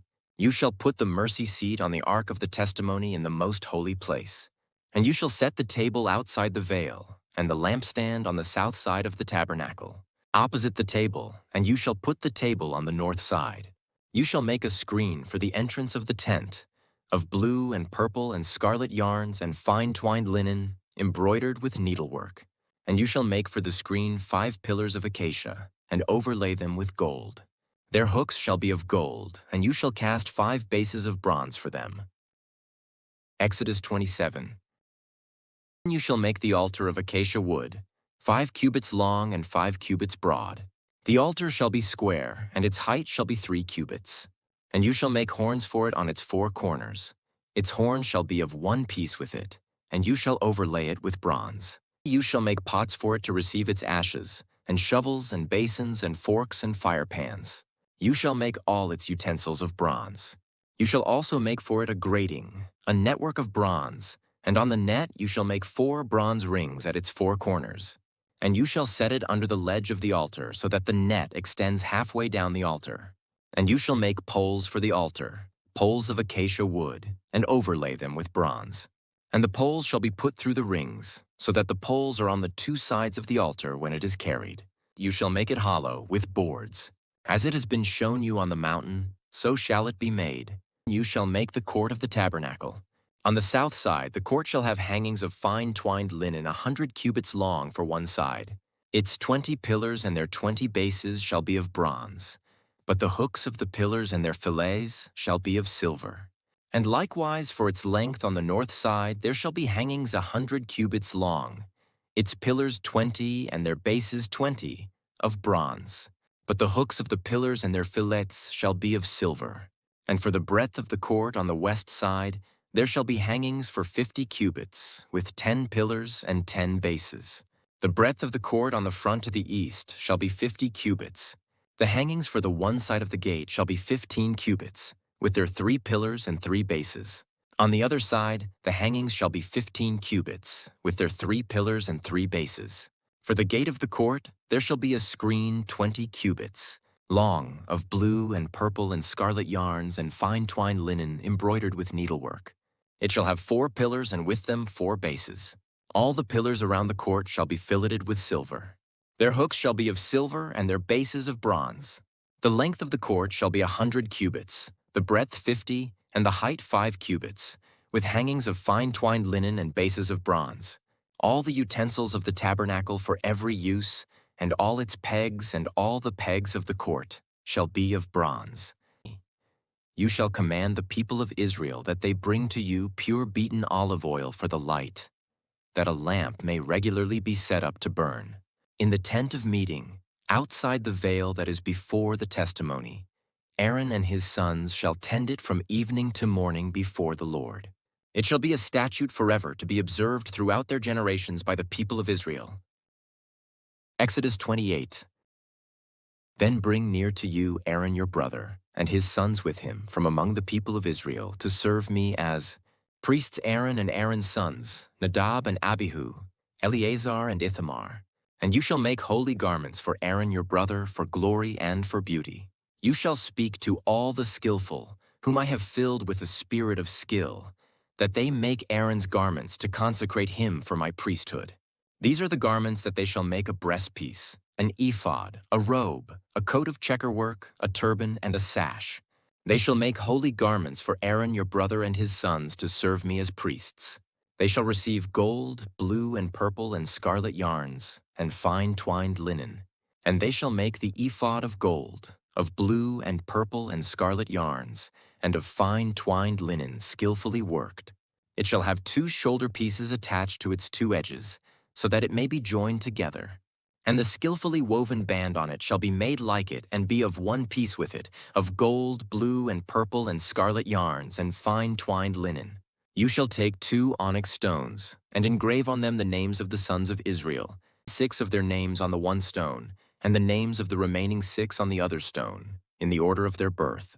As a jeweler engraves signets, so shall you engrave the 2 stones with the names of the sons of Israel.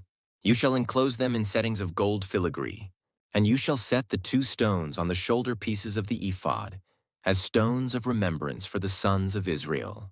And Aaron shall bear their names before the Lord on his 2 shoulders for remembrance. You shall make settings of gold filigree, and 2 chains of pure gold, twisted like cords, and you shall attach the corded chains to the settings. You shall make a breastpiece of judgment in skilled work. In the style of the ephod, you shall make it of gold, blue, and purple, and scarlet yarns, and fine twined linen shall you make it. It shall be square and doubled, a span its length and a span its breadth. You shall set in it 4 rows of stones. A row of sardius, topaz, and carbuncle shall be the first row, and the second row an emerald, a sapphire, and a diamond, and the third row a jacinth, an agate, and an amethyst, and the 4th row a beryl, an onyx, and a jasper. They shall be set in gold filigree. There shall be 12 stones with their names according to the names of the sons of Israel. They shall be like signets, each engraved with its name for the 12 tribes. You shall make for the breastpiece twisted chains like cords of pure gold. And you shall make for the breastpiece 2 rings of gold, and put the 2 rings on the 2 edges of the breastpiece. And you shall put the 2 cords of gold in the 2 rings at the edges of the breastpiece. The 2 ends of the 2 cords you shall attach to the 2 settings of filigree, and so attach it in front to the shoulder pieces of the ephod. You shall make 2 rings of gold, and put them at the 2 ends of the breastpiece, on its inside edge next to the ephod. And you shall make 2 rings of gold, and attach them in front, to the lower part of the 2 shoulder pieces of the ephod, at its seam above the skillfully woven band of the ephod. And they shall bind the breastpiece by its rings to the rings of the ephod with a lace of blue, so that it may lie on the skillfully woven band of the ephod, so that the breastpiece shall not come loose from the ephod. So Aaron shall bear the names of the sons of Israel in the breastpiece of judgment on his heart, when he goes into the holy place, to bring them to regular remembrance before the Lord. And in the breastpiece of judgment you shall put the Urim and the Thummim, and they shall be on Aaron's heart when he goes in before the Lord. Thus Aaron shall bear the judgment of the people of Israel on his heart before the Lord regularly. You shall make the robe of the ephod olive blue. It shall have an opening for the head in the middle of it, with a woven binding around the opening, like the opening in a garment, so that it may not tear. On its hem you shall make pomegranates of blue and purple and scarlet yarns, around its hem, with bells of gold between them. A golden bell and a pomegranate, a golden bell and a pomegranate, around the hem of the robe.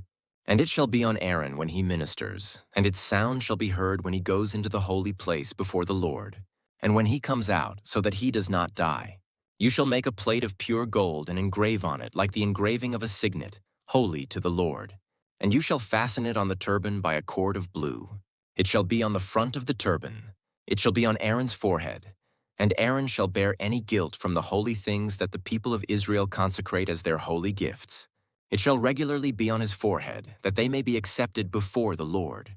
You shall weave the coat in checker work of fine linen, and you shall make a turban of fine linen, and you shall make a sash embroidered with needlework. For Aaron's sons you shall make coats and sashes and caps. You shall make them for glory and beauty. And you shall put them on Aaron your brother, and on his sons with him, and shall anoint them and ordain them and consecrate them, that they may serve me as priests. You shall make for them linen undergarments to cover their naked flesh. They shall reach from the hips to the thighs, and they shall be on Aaron and on his sons when they go into the tent of meeting, or when they come near the altar to minister in the holy place, lest they bear guilt and die. This shall be a statute forever for him and for his offspring after him. Exodus 29. Now this is what you shall do to them to consecrate them, that they may serve me as priests. Take 1 bull of the herd and 2 rams without blemish, and unleavened bread, unleavened cakes mixed with oil, and unleavened wafers smeared with oil. You shall make them of fine wheat flour. You shall put them in 1 basket and bring them in the basket, and bring the bull and the 2 rams. You shall bring Aaron and his sons to the entrance of the tent of meeting and wash them with water.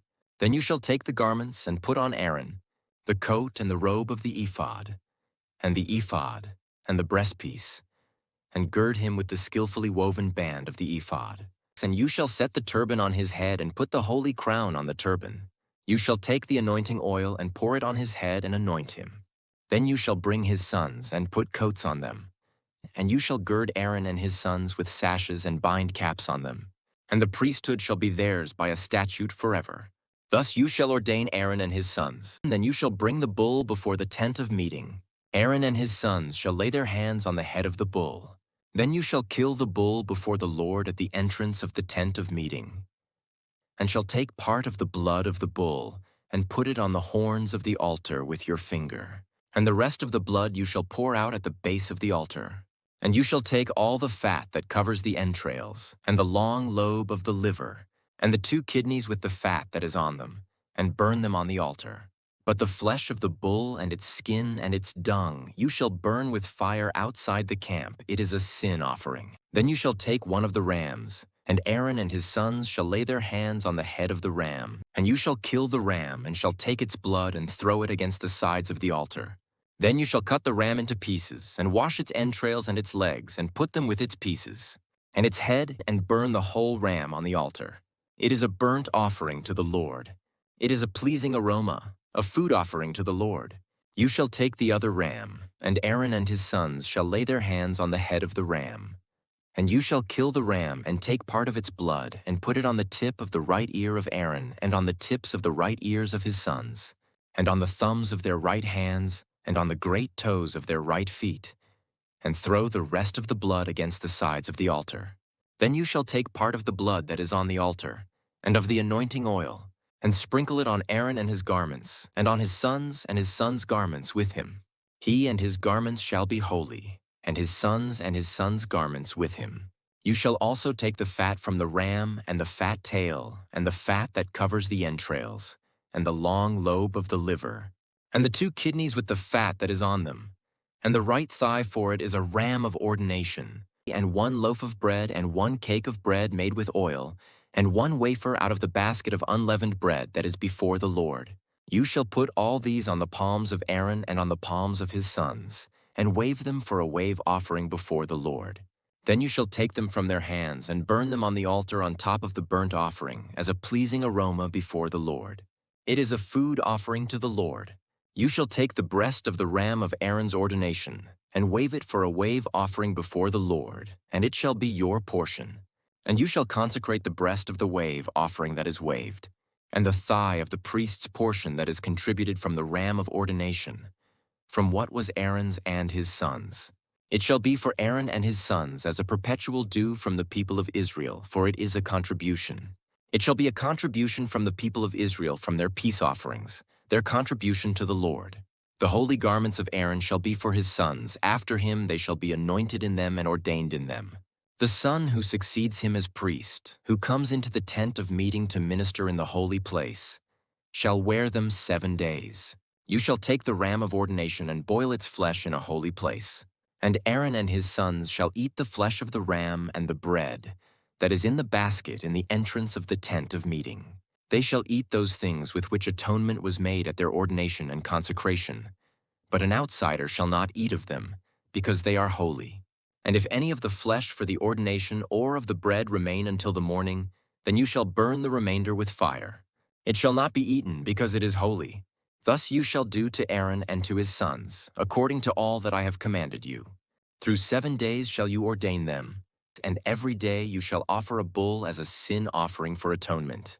Also you shall purify the altar when you make atonement for it, and shall anoint it to consecrate it. 7 days you shall make atonement for the altar and consecrate it, and the altar shall be most holy. Whatever touches the altar shall become holy. Now this is what you shall offer on the altar: 2 lambs a year old day by day regularly. 1 lamb you shall offer in the morning, and the other lamb you shall offer at twilight. And with the first lamb 1/10 measure of fine flour mingled with 1/4 of a hin of beaten oil, and 1/4 of a hin of wine for a drink offering. The other lamb you shall offer at twilight, and shall offer with it a grain offering and its drink offering, as in the morning, for a pleasing aroma, a food offering to the Lord. It shall be a regular burnt offering throughout your generations at the entrance of the tent of meeting before the Lord, where I will meet with you to speak to you there. There I will meet with the people of Israel, and it shall be sanctified by my glory. I will consecrate the tent of meeting and the altar. Aaron also and his sons I will consecrate to serve me as priests. I will dwell among the people of Israel and will be their God. And they shall know that I am the Lord their God, who brought them out of the land of Egypt, that I might dwell among them. I am the Lord their God. Exodus 30. You shall make an altar on which to burn incense. You shall make it of acacia wood. 1 cubit shall be its length, and 1 cubit its breadth. It shall be square, and 2 cubits shall be its height. Its horns shall be of 1 piece with it. You shall overlay it with pure gold, its top and around its sides and its horns. And you shall make a molding of gold around it. And you shall make 2 golden rings for it. Under its molding on 2 opposite sides of it you shall make them, and they shall be holders for poles with which to carry it. You shall make the poles of acacia wood and overlay them with gold. And you shall put it in front of the veil that is above the ark of the testimony, in front of the mercy seat that is above the testimony, where I will meet with you. And Aaron shall burn fragrant incense on it. Every morning when he dresses the lamps he shall burn it.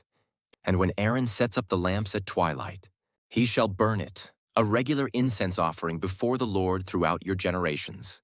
You shall not offer unauthorized incense on it, or a burnt offering, or a grain offering, and you shall not pour a drink offering on it. Aaron shall make atonement on its horns once a year. With the blood of the sin offering of atonement, he shall make atonement for it once in the year throughout your generations. It is most holy to the Lord. The Lord said to Moses, when you take the census of the people of Israel, then each shall give a ransom for his life to the Lord when you number them, that there be no plague among them when you number them. Each one who is numbered in the census shall give this 1/2 shekel. According to the shekel of the sanctuary, the shekel is 20 gerahs, 1/2 shekel as an offering to the Lord. Everyone who is numbered in the census, from 20 years old and upward, shall give the Lord's offering. The rich shall not give more, and the poor shall not give less than the 1/2 shekel, when you give the Lord's offering to make atonement for your lives. You shall take the atonement money from the people of Israel, and shall give it for the service of the tent of meeting, that it may bring the people of Israel to remembrance before the Lord, so as to make atonement for your lives. The Lord said to Moses, you shall also make a basin of bronze, with its stand of bronze for washing. You shall put it between the tent of meeting and the altar, and you shall put water in it, with which Aaron and his sons shall wash their hands and their feet. When they go into the tent of meeting, or when they come near the altar to minister, to burn a food offering to the Lord, they shall wash with water, so that they may not die. They shall wash their hands and their feet, so that they may not die. It shall be a statute forever to them, even to him and to his offspring throughout their generations. The Lord said to Moses, take the finest spices of liquid myrrh, 500 shekels, and of sweet-smelling cinnamon 1/2 as much, that is, 250, and 250 of aromatic cane, and 500 of cassia. according to the shekel of the sanctuary, and a hin of olive oil. And you shall make of these a sacred anointing oil, blended as by the perfumer, it shall be a holy anointing oil. With it you shall anoint the tent of meeting and the ark of the testimony, and the table and all its utensils, and the lampstand and its utensils, and the altar of incense, and the altar of burnt offering with all its utensils, and the basin and its stand. You shall consecrate them, that they may be most holy. Whatever touches them will become holy. You shall anoint Aaron and his sons, and consecrate them, that they may serve me as priests. And you shall say to the people of Israel, This shall be my holy anointing oil throughout your generations. It shall not be poured on the body of an ordinary person, and you shall make no other like it in composition. It is holy, and it shall be holy to you. Whoever compounds any like it, or whoever puts any of it on an outsider, shall be cut off from his people. The Lord said to Moses, Take sweet spices, stacte, and onycha, and galbanum. Sweet spices with pure frankincense of each shall there be an equal part, and make an incense blended as by the perfumer, seasoned with salt, pure and holy. You shall beat some of it very small, and put part of it before the testimony in the tent of meeting where I shall meet with you. It shall be most holy for you. And the incense that you shall make according to its composition, you shall not make for yourselves. It shall be for you holy to the Lord. Whoever makes any like it to use as perfume shall be cut off from his people. Exodus 31. The Lord said to Moses, See, I have called by name Bezalel the son of Uri, son of Hur, of the tribe of Judah. And I have filled him with the Spirit of God, with ability and intelligence, with knowledge and all craftsmanship, to devise artistic designs, to work in gold, silver and bronze, in cutting stones for setting, and in carving wood, to work in every craft. And behold, I have appointed with him Oholiab, the son of Ahisamach, of the tribe of Dan. And I have given to all able men ability, that they may make all that I have commanded you. The tent of meeting, and the ark of the testimony, and the mercy seat that is on it, and all the furnishings of the tent, the table and its utensils, and the pure lampstand with all its utensils, and the altar of incense and the altar of burnt offering with all its utensils, and the basin and its stand, and the finely worked garments, the holy garments for Aaron, the priest, and the garments of his sons, for their service as priests, and the anointing oil and the fragrant incense for the holy place. According to all that I have commanded you, they shall do. And the Lord said to Moses, You are to speak to the people of Israel and say, Above all, you shall keep my Sabbaths, for this is a sign between me and you throughout your generations, that you may know that I, the Lord, sanctify you. You shall keep the Sabbath because it is holy for you. Everyone who profanes it shall be put to death. Whoever does any work on it, that soul shall be cut off from among his people. 6 days shall work be done, but the 7th day is a Sabbath of solemn rest, holy to the Lord. Whoever does any work on the Sabbath day shall be put to death. Therefore the people of Israel shall keep the Sabbath, observing the Sabbath throughout their generations, as a covenant forever. It is a sign forever between me and the people of Israel that in 6 days the Lord made heaven and earth, and on the 7th day he rested and was refreshed. And he gave to Moses, when he had finished speaking with him on Mount Sinai, the 2 tablets of the testimony, tablets of stone, written with the finger of God.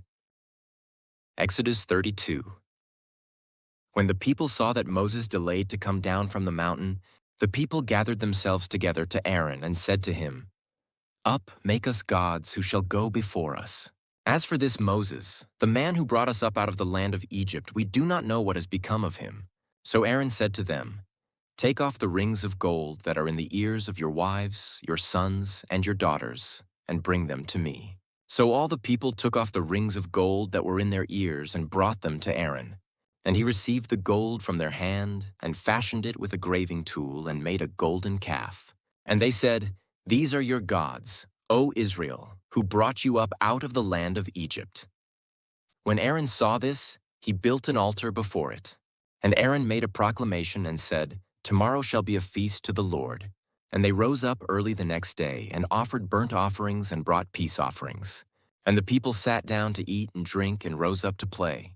And the Lord said to Moses, Go down, for your people, whom you brought up out of the land of Egypt, have corrupted themselves. They have turned aside quickly out of the way that I commanded them. They have made for themselves a golden calf and have worshipped it and sacrificed to it, and said, 'These are your gods, O Israel, who brought you up out of the land of Egypt.' And the Lord said to Moses, 'I have seen this people, and behold, it is a stiff-necked people. Now therefore let me alone, that my wrath may burn hot against them, and I may consume them, in order that I may make a great nation of you.'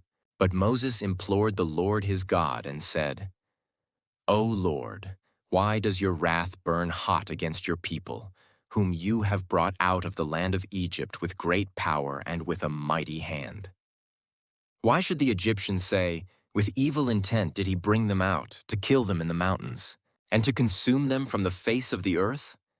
Turn from your burning anger and relent from this disaster against your people. Remember Abraham, Isaac, and Israel, your servants, to whom you swore by your own self, and said to them, 'I will multiply your offspring as the stars of heaven, and all this land that I have promised I will give to your offspring, and they shall inherit it forever.' And the Lord relented from the disaster that he had spoken of bringing on his people. Then Moses turned and went down from the mountain with the 2 tablets of the testimony in his hand. Tablets that were written on both sides, on the front and on the back they were written. The tablets were the work of God, and the writing was the writing of God, engraved on the tablets. When Joshua heard the noise of the people as they shouted, he said to Moses, 'There is a noise of war in the camp.' But he said, 'It is not the sound of shouting for victory, or the sound of the cry of defeat, but the sound of singing that I hear.' And as soon as he came near the camp and saw the calf and the dancing, Moses' anger burned hot, and he threw the tablets out of his hands and broke them at the foot of the mountain. He took the calf that they had made and burned it with fire and ground it to powder and scattered it on the water and made the people of Israel drink it.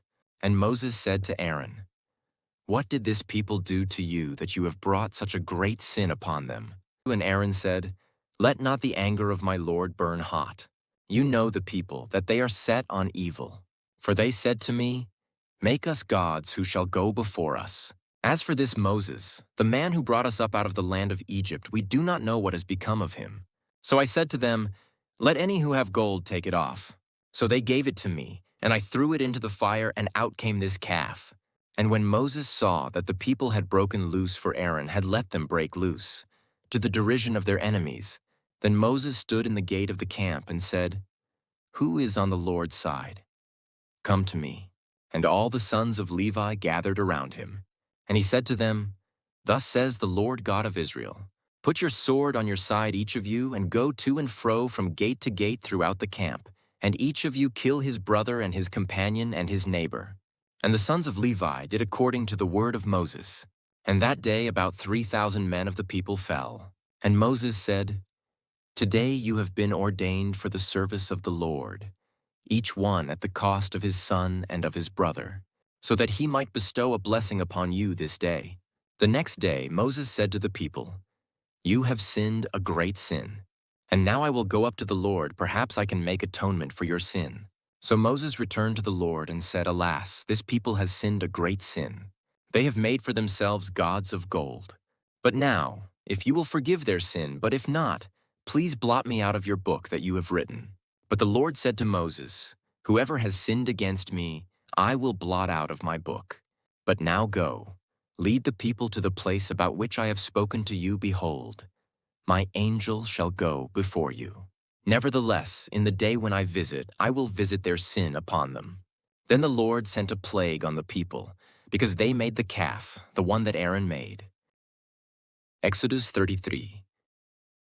The Lord said to Moses, "Depart, go up from here, you and the people, whom you have brought up out of the land of Egypt, to the land of which I swore to Abraham, Isaac, and Jacob, saying, 'To your offspring I will give it. I will send an angel before you, and I will drive out the Canaanites, the Amorites, the Hittites, the Perizzites, the Hivites, and the Jebusites. Go up to a land flowing with milk and honey, but I will not go up among you, lest I consume you on the way. For you are a stiff-necked people.'" When the people heard this disastrous word, they mourned, and no one put on his ornaments. For the Lord had said to Moses, "Say to the people of Israel, 'You are a stiff-necked people if for a single moment I should go up among you, I would consume you. So now take off your ornaments, that I may know what to do with you. Therefore the people of Israel stripped themselves of their ornaments, from Mount Horeb onward. Now Moses used to take the tent and pitch it outside the camp, far off from the camp, and he called it the tent of meeting. And everyone who sought the Lord would go out to the tent of meeting, which was outside the camp. Whenever Moses went out to the tent, all the people would rise up, and each would stand at his tent door and watch Moses until he had gone into the tent. When Moses entered the tent, the pillar of cloud would descend and stand at the entrance of the tent, and the Lord would speak with Moses. And when all the people saw the pillar of cloud standing at the entrance of the tent, all the people would rise up and worship, each at his tent door. Thus the Lord used to speak to Moses face to face as a man speaks to his friend. When Moses turned again into the camp, his assistant Joshua, the son of Nun, a young man, would not depart from the tent. Moses said to the Lord, "See, you say to me, 'Bring up this people,' but you have not let me know whom you will send with me. Yet you have said, 'I know you by name, and you have also found favor in my sight.' Now therefore, if I have found favor in your sight, please show me now your ways, that I may know you in order to find favor in your sight. Consider too that this nation is your people." And he said, "My presence will go with you, and I will give you rest." And he said to him, "If your presence will not go with me, do not bring us up from here. For how shall it be known that I have found favor in your sight, I and your people? Is it not in your going with us, so that we are distinct, I and your people, from every other people on the face of the earth?" And the Lord said to Moses, "This very thing that you have spoken I will do, for you have found favor in my sight, and I know you by name." Moses said, "Please show me your glory." And he said, "I will make all my goodness pass before you and will proclaim before you my name, the Lord. And I will be gracious to whom I will be gracious, and will show mercy on whom I will show mercy. But," he said, "you cannot see my face, for man shall not see me and live." And the Lord said, "Behold, there is a place by me where you shall stand on the rock. And while my glory passes by, I will put you in a cleft of the rock, and I will cover you with my hand until I have passed by. Then I will take away my hand, and you shall see my back, but my face shall not be seen." Exodus 34. And the Lord said to Moses, "Cut for yourself 2 tablets of stone like the first, and I will write on the tablets the words that were on the first tablets which you broke. Be ready by the morning, and come up in the morning to Mount Sinai, and present yourself there to me on the top of the mountain. No one shall come up with you, and let no one be seen throughout all the mountain. Let no flocks or herds graze opposite that mountain." So Moses cut 2 tablets of stone like the first. And he rose early in the morning and went up on Mount Sinai, as the Lord had commanded him, and took in his hand 2 tablets of stone.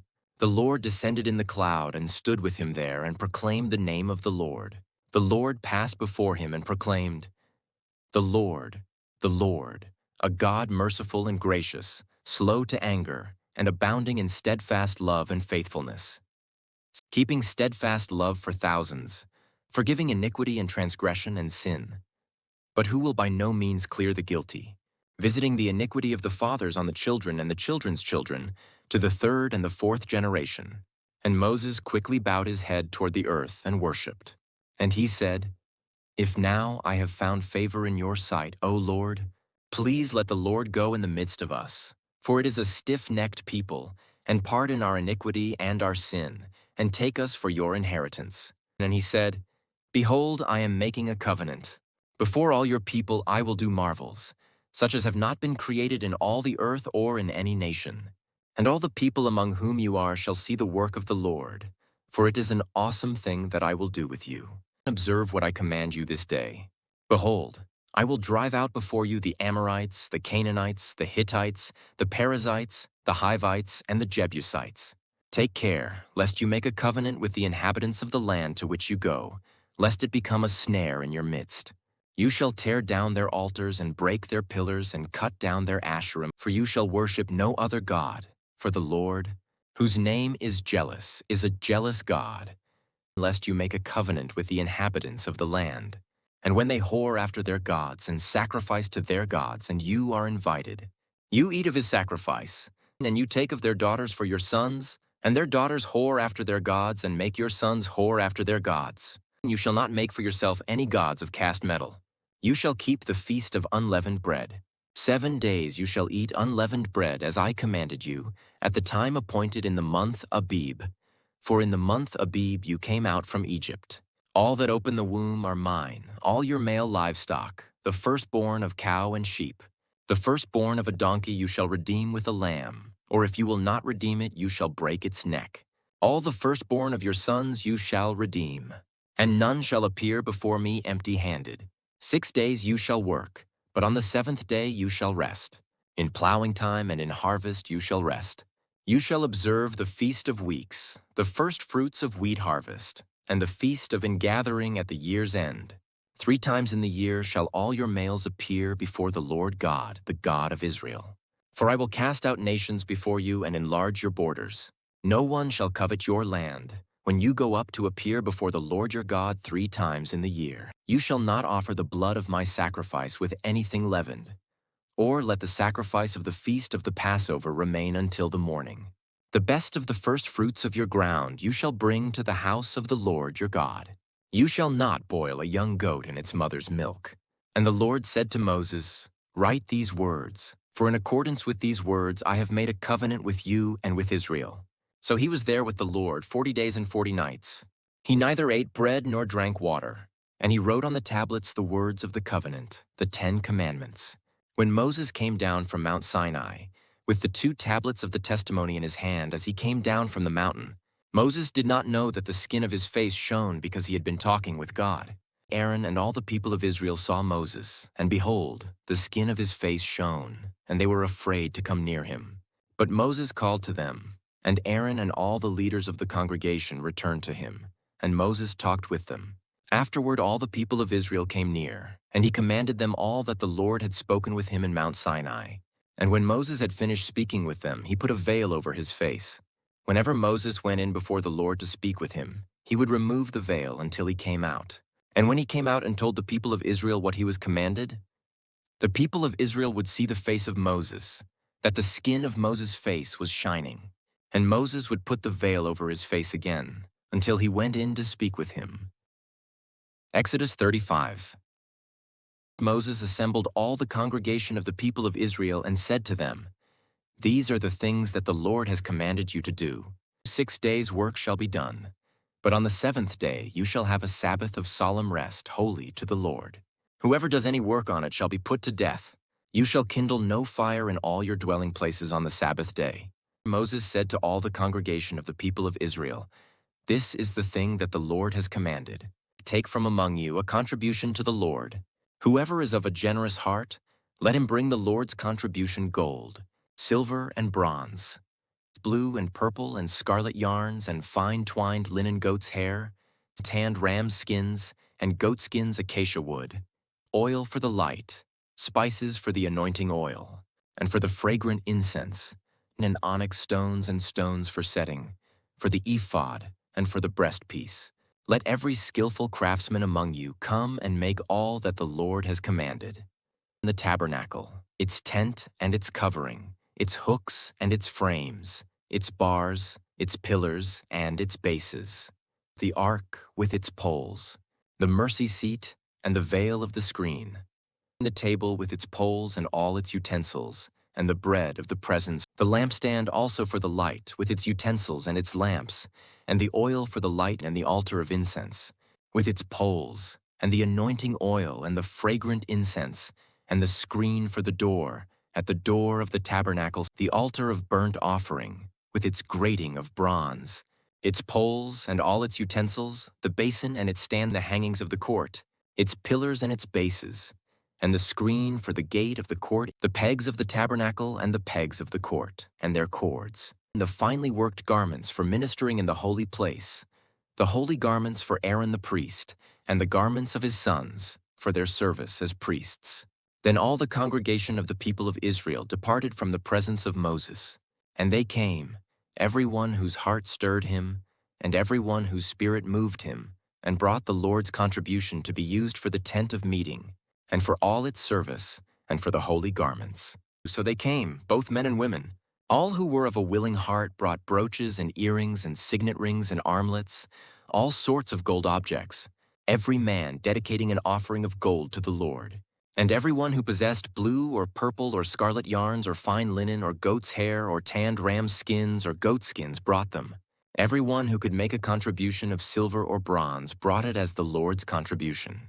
And everyone who possessed acacia wood of any use in the work brought it. And every skillful woman spun with her hands. And they all brought what they had spun in blue and purple and scarlet yarns and fine twined linen. All the women whose hearts stirred them to use their skill spun the goat's hair, and the leaders brought onyx stones and stones to be set, for the ephod and for the breastpiece, and spices and oil for the light, and for the anointing oil, and for the fragrant incense.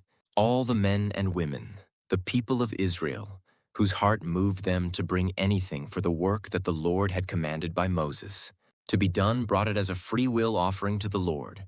Then Moses said to the people of Israel, "See, the Lord has called by name Bezalel the son of Uri, son of Hur, of the tribe of Judah, and he has filled him with the Spirit of God, with skill, with intelligence, with knowledge, and with all craftsmanship, to devise artistic designs, to work in gold and silver and bronze, in cutting stones for setting, and in carving wood, for work in every skilled craft. And he has inspired him to teach, both him and Aholiab, the son of Ahisamach of the tribe of Dan. He has filled them with skill to do every sort of work done by an engraver or by a designer or by an embroiderer in blue and purple and scarlet yarns and fine twined linen, or by a weaver, by any sort of workman or skilled designer." Exodus 36. Bezalel and Aholiab, and every craftsman in whom the Lord has put skill and intelligence to know how to do any work in the construction of the sanctuary, shall work in accordance with all that the Lord has commanded. And Moses called Bezalel and Aholiab and every craftsman in whose mind the Lord had put skill, every one whose heart stirred him up to come to do the work. And they received from Moses all the contribution that the people of Israel had brought for doing the work on the sanctuary. They still kept bringing him free will offerings every morning, so that all the craftsmen who were doing every sort of task on the sanctuary came, each from the task that he was doing, and said to Moses, "The people bring much more than enough for doing the work that the Lord has commanded us to do." So Moses gave command, and word was proclaimed throughout the camp, "Let no man or woman do anything more for the contribution for the sanctuary." So the people were restrained from bringing, for the material they had was sufficient to do all the work, and more. And all the craftsmen among the workmen made the tabernacle with 10 curtains. They were made of fine twined linen and blue and purple and scarlet yarns, with cherubims skillfully worked. The length of each curtain was 28 cubits, and the breadth of each curtain 4 cubits. All the curtains were the same size. He coupled 5 curtains to one another, and the other 5 curtains he coupled to one another. He made loops of blue on the edge of the outermost curtain of the first set. Likewise, he made them on the edge of the outermost curtain of the second set. He made 50 loops on the one curtain, and he made 50 loops on the edge of the curtain that was in the second set. The loops were opposite one another. And he made 50 clasps of gold, and coupled the curtains one to the other with clasps. So the tabernacle was a single whole. He also made curtains of goat's hair for a tent over the tabernacle. He made 11 curtains. The length of each curtain was 30 cubits, and the breadth of each curtain 4 cubits. The 11 curtains were the same size. He coupled 5 curtains by themselves and 6 curtains by themselves. And he made 50 loops on the edge of the outermost curtain of the one set, and 50 loops on the edge of the other connecting curtain. And he made 50 clasps of bronze to couple the tent together, that it might be a single whole. And he made for the tent a covering of tanned ram's skins and goat skins. Then he made the upright frames for the tabernacle of acacia wood. 10 cubits was the length of a frame, and 1.5 cubits the breadth of each frame. Each frame had 2 tenons for fitting together. He did this for all the frames of the tabernacle. The frames for the tabernacle he made, thus 20 frames for the south side. And he made 40 bases of silver under the 20 frames, 2 bases under one frame for its 2 tenons, and 2 bases under the next frame for its 2 tenons. For the second side of the tabernacle, on the north side, he made 20 frames and their 40 bases of silver, 2 bases under one frame and 2 bases under the next frame. For the rear of the tabernacle westward, he made 6 frames. He made 2 frames for corners of the tabernacle in the rear, and they were separate beneath but joined at the top at the first ring. He made 2 of them this way for the 2 corners. There were 8 frames with their bases of silver, 16 bases, under every frame 2 bases. He made bars of acacia wood, 5 for the frames of the one side of the tabernacle, and 5 bars for the frames of the other side of the tabernacle, and 5 bars for the frames of the tabernacle at the rear westward. And he made the middle bar to run from end to end halfway up the frames. And he overlaid the frames with gold, and made their rings of gold for holders for the bars, and overlaid the bars with gold. He made the veil of blue and purple and scarlet yarns, and fine-twined linen with cherubim skillfully worked into it he made it. And for it he made 4 pillars of acacia and overlaid them with gold. Their hooks were of gold, and he cast for them 4 bases of silver. He also made a screen for the entrance of the tent, of blue and purple and scarlet yarns and fine-twined linen, embroidered, with needlework, and its 5 pillars with their hooks. He overlaid their capitals, and their fillets were of gold, but their 5 bases were of bronze. Exodus 37. Bezalel made the ark of acacia wood. 2 cubits and a half was its length, 1 cubit and a half its breadth, and 1 cubit and a half its height. And he overlaid it with pure gold inside and outside, and made a molding of gold around it. And he cast for it 4 rings of gold for its 4 feet, 2 rings on its one side and 2 rings on its other side. And he made poles of acacia wood and overlaid them with gold, and put the poles into the rings on the sides of the ark to carry the ark. And he made a mercy seat of pure gold.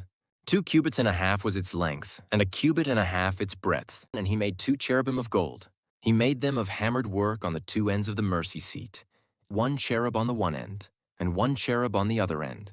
Of one piece with the mercy seat he made the cherubim on its 2 ends. The cherubim spread out their wings above, overshadowing the mercy seat with their wings, with their faces. One to another toward the mercy seat were the faces of the cherubim. He also made the table of acacia wood. 2 cubits was its length, 1 cubit its breadth, and 1 cubit and a half its height. And he overlaid it with pure gold, and made a molding of gold around it. And he made a rim around it 1 handbreadth wide, and made a molding of gold around the rim.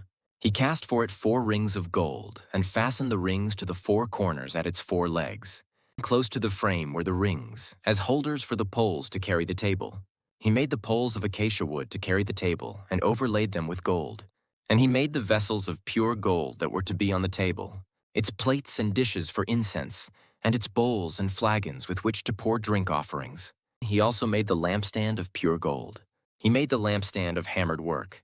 Its base, its stem, its cups, its calyxes, and its flowers were of one piece with it. And there were 6 branches going out of its sides, 3 branches of the lampstand out of one side of it, and 3 branches of the lampstand out of the other side of it. 3 cups made like almond blossoms, each with calyx and flower on one branch, and 3 cups made like almond blossoms, each with calyx and flower on the other branch, so for the 6 branches going out of the lampstand. And on the lampstand itself were 4 cups made like almond blossoms, with their calyxes and flowers, and a calyx of one piece with it under each pair of the 6 branches going out of it. Their calyxes and their branches were of one piece with it. The whole of it was a single piece of hammered work of pure gold. And he made its 7 lamps, and its tongs, and its trays of pure gold. He made it and all its utensils out of a talent of pure gold. He made the altar of incense of acacia wood. Its length was 1 cubit, and its breadth was 1 cubit. It was square, and 2 cubits was its height. Its horns were of one piece with it. He overlaid it with pure gold, its top and around its sides and its horns. And he made a molding of gold around it, and made 2 rings of gold on it under its molding, on 2 opposite sides of it, as holders for the poles with which to carry it. And he made the poles of acacia wood, and overlaid them with gold. He made the holy anointing oil also, and the pure fragrant incense, blended as by the perfumer. Exodus 38. He made the altar of burnt offering of acacia wood. 5 cubits was its length, and 5 cubits its breadth. It was square, and 3 cubits was its height. He made horns for it on its 4 corners. Its horns were of one piece with it, and he overlaid it with bronze. And he made all the utensils of the altar, the pots, the shovels, the basins, the forks, and the fire pans. He made all its utensils of bronze. And he made for the altar a grating, a network of bronze under its ledge extending halfway down. He cast 4 rings on the 4 corners of the bronze grating as holders for the poles. He made the poles of acacia wood and overlaid them with bronze. And he put the poles through the rings on the sides of the altar to carry it with them. He made it hollow with boards. He made the basin of bronze and its stand of bronze, from the mirrors of the ministering women who ministered in the entrance of the tent of meeting. And he made the court. For the south side, the hangings of the court were of fine twined linen, 100 cubits. Their 20 pillars and their 20 bases were of bronze, but the hooks of the pillars and their fillets were of silver. And for the north side there were hangings of 100 cubits. Their 20 pillars and their 20 bases were of bronze, but the hooks of the pillars and their fillets were of silver. And for the west side were hangings of 50 cubits, their 10 pillars and their 10 bases. The hooks of the pillars and their fillets were of silver. And for the front to the east, 50 cubits. The hangings for one side of the gate were 15 cubits, with their 3 pillars and 3 bases. And so for the other side, on both sides of the gate of the court were hangings of 15 cubits, with their 3 pillars and their 3 bases. All the hangings around the court were of fine twined linen, and the bases for the pillars were of bronze, but the hooks of the pillars and their fillets were of silver. The overlaying of their capitals was also of silver, and all the pillars of the court were filleted with silver. And the screen for the gate of the court was embroidered with needlework in blue and purple and scarlet yarns and fine twined linen. It was 20 cubits long and 5 cubits high in its breadth, corresponding to the hangings of the court. And their pillars were 4 in number. Their 4 bases were of bronze, their hooks of silver, and the overlaying of their capitals and their fillets of silver. And all the pegs for the tabernacle and for the court all around were of bronze. These are the records of the tabernacle of the testimony, as they were recorded at the commandment of Moses, the responsibility of the Levites under the direction of Ithamar the son of Aaron the priest. Bezalel the son of Uri, son of Hur, of the tribe of Judah, made all that the Lord commanded Moses, and with him was Oholiab the son of Ahisamach, of the tribe of Dan, an engraver and designer and embroiderer in blue and purple and scarlet yarns and fine twined linen. All the gold that was used for the work, in all the construction of the sanctuary, the gold from the offering, was 29 talents and 730 shekels by the shekel of the sanctuary. The silver from those of the congregation who were recorded was 100 talents and 1,775 shekels. By the shekel of the sanctuary, a bekah, a head that is, half a shekel, by the shekel of the sanctuary, for everyone who was listed in the records, from 20 years old and upward, for 603,550 men. The 100 talents of silver were for casting the bases of the sanctuary and the bases of the veil. 100 bases for the 100 talents, a talent a base. And of the 1,775 shekels he made hooks for the pillars and overlaid their capitals and made fillets for them. The bronze that was offered was 70 talents and 2,400 shekels. With it, he made the bases for the entrance of the tent of meeting, the bronze altar and the bronze grating for it and all the utensils of the altar. The bases around the court and the bases of the gate of the court, all the pegs of the tabernacle and all the pegs around the court. Exodus 39. From the blue and purple and scarlet yarns they made finely woven garments for ministering in the holy place. They made the holy garments for Aaron, as the Lord had commanded Moses. He made the ephod of gold, blue and purple and scarlet yarns and fine twined linen. And they hammered out gold leaf, and he cut it into threads to work into the blue and purple, and the scarlet yarns, and into the fine twined linen in skilled design. They made for the ephod attaching shoulder pieces, joined to it at its 2 edges. And the skillfully woven band on it was of one piece with it and made like it, of gold, blue and purple and scarlet yarns, and fine twined linen as the Lord had commanded Moses. They made the onyx stones, enclosed in settings of gold filigree, and engraved like the engravings of a signet, according to the names of the sons of Israel. And he set them on the shoulder pieces of the ephod, to be stones of remembrance for the sons of Israel, as the Lord had commanded Moses. He made the breastpiece in skilled work, in the style of the ephod, of gold, blue and purple and scarlet yarns, and fine twined linen. It was square. They made the breastpiece doubled, a span its length and a span its breadth when doubled. And they set in it 4 rows of stones. A row of sardius, topaz, and carbuncle was the first row, and the second row, an emerald, a sapphire, and a diamond, and the third row, a jacinth, an agate, and an amethyst, and the 4th row, a beryl, an onyx, and a jasper. They were enclosed in settings of gold filigree. There were 12 stones with their names according to the names of the sons of Israel. They were like signets, each engraved with its name for the 12 tribes. And they made on the breastpiece twisted chains like cords of pure gold.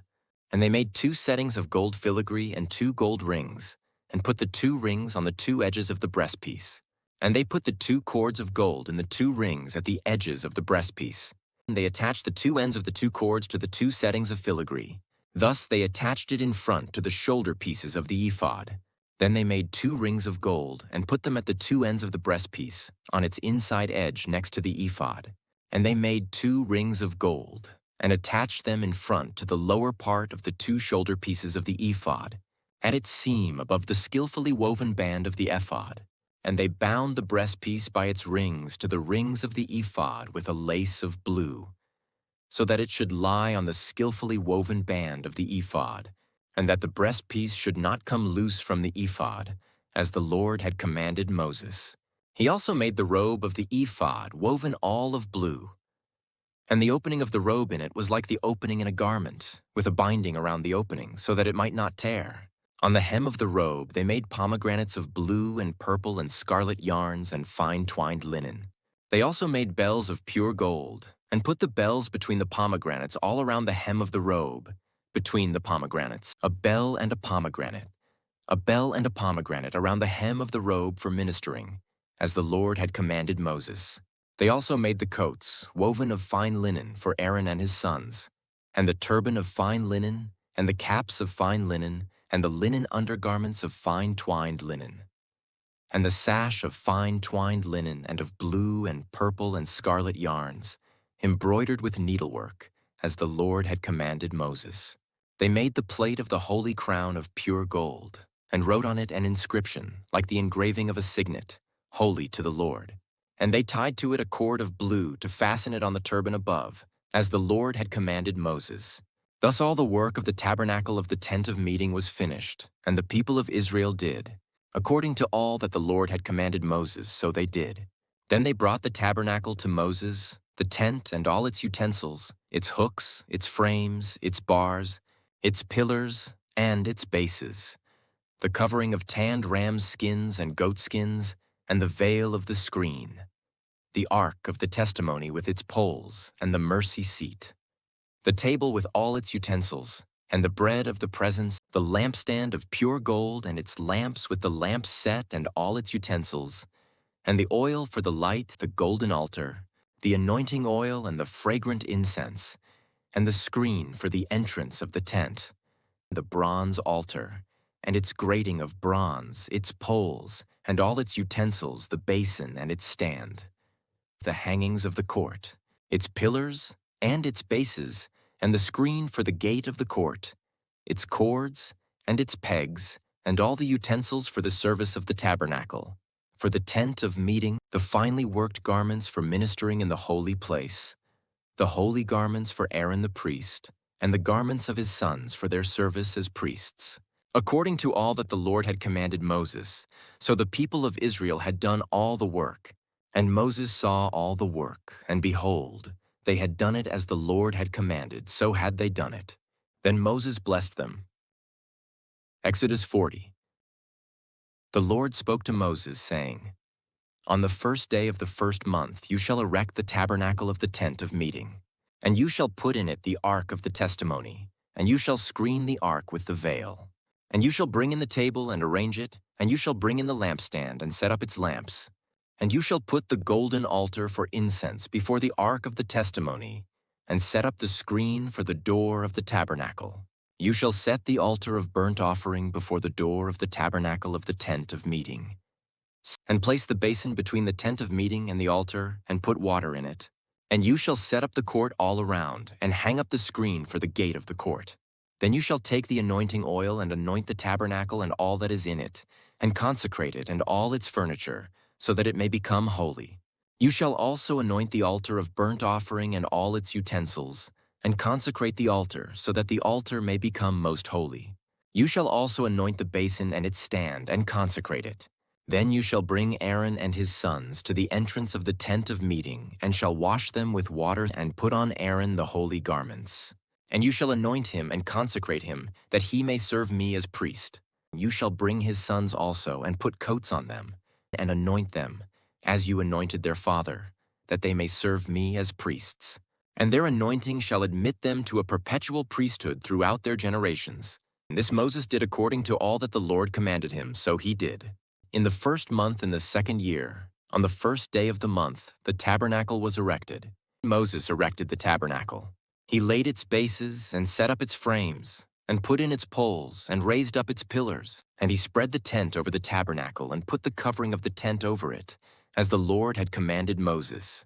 He took the testimony and put it into the ark, and put the poles on the ark, and set the mercy seat above on the ark. And he brought the ark into the tabernacle and set up the veil of the screen, and screened the ark of the testimony as the Lord had commanded Moses. He put the table in the tent of meeting, on the north side of the tabernacle, outside the veil, and arranged the bread on it before the Lord, as the Lord had commanded Moses. He put the lampstand in the tent of meeting, opposite the table on the south side of the tabernacle, and set up the lamps before the Lord, as the Lord had commanded Moses. He put the golden altar in the tent of meeting before the veil, and burned fragrant incense on it, as the Lord had commanded Moses. He put in place the screen for the door of the tabernacle, and he set the altar of burnt offering at the entrance of the tabernacle of the tent of meeting, and offered on it the burnt offering and the grain offering, as the Lord had commanded Moses. He set the basin between the tent of meeting and the altar, and put water in it for washing, with which Moses and Aaron and his sons washed their hands and their feet. When they went into the tent of meeting, and when they approached the altar, they washed, as the Lord commanded Moses. And he erected the court around the tabernacle and the altar, and set up the screen of the gate of the court. So Moses finished the work. Then the cloud covered the tent of meeting, and the glory of the Lord filled the tabernacle. And Moses was not able to enter the tent of meeting because the cloud settled on it, and the glory of the Lord filled the tabernacle. Throughout all their journeys, whenever the cloud was taken up from over the tabernacle, the people of Israel would set out. But if the cloud was not taken up, then they did not set out till the day that it was taken up. For the cloud of the Lord was on the tabernacle by day, and fire was in it by night, in the sight of all the house of Israel throughout all their journeys.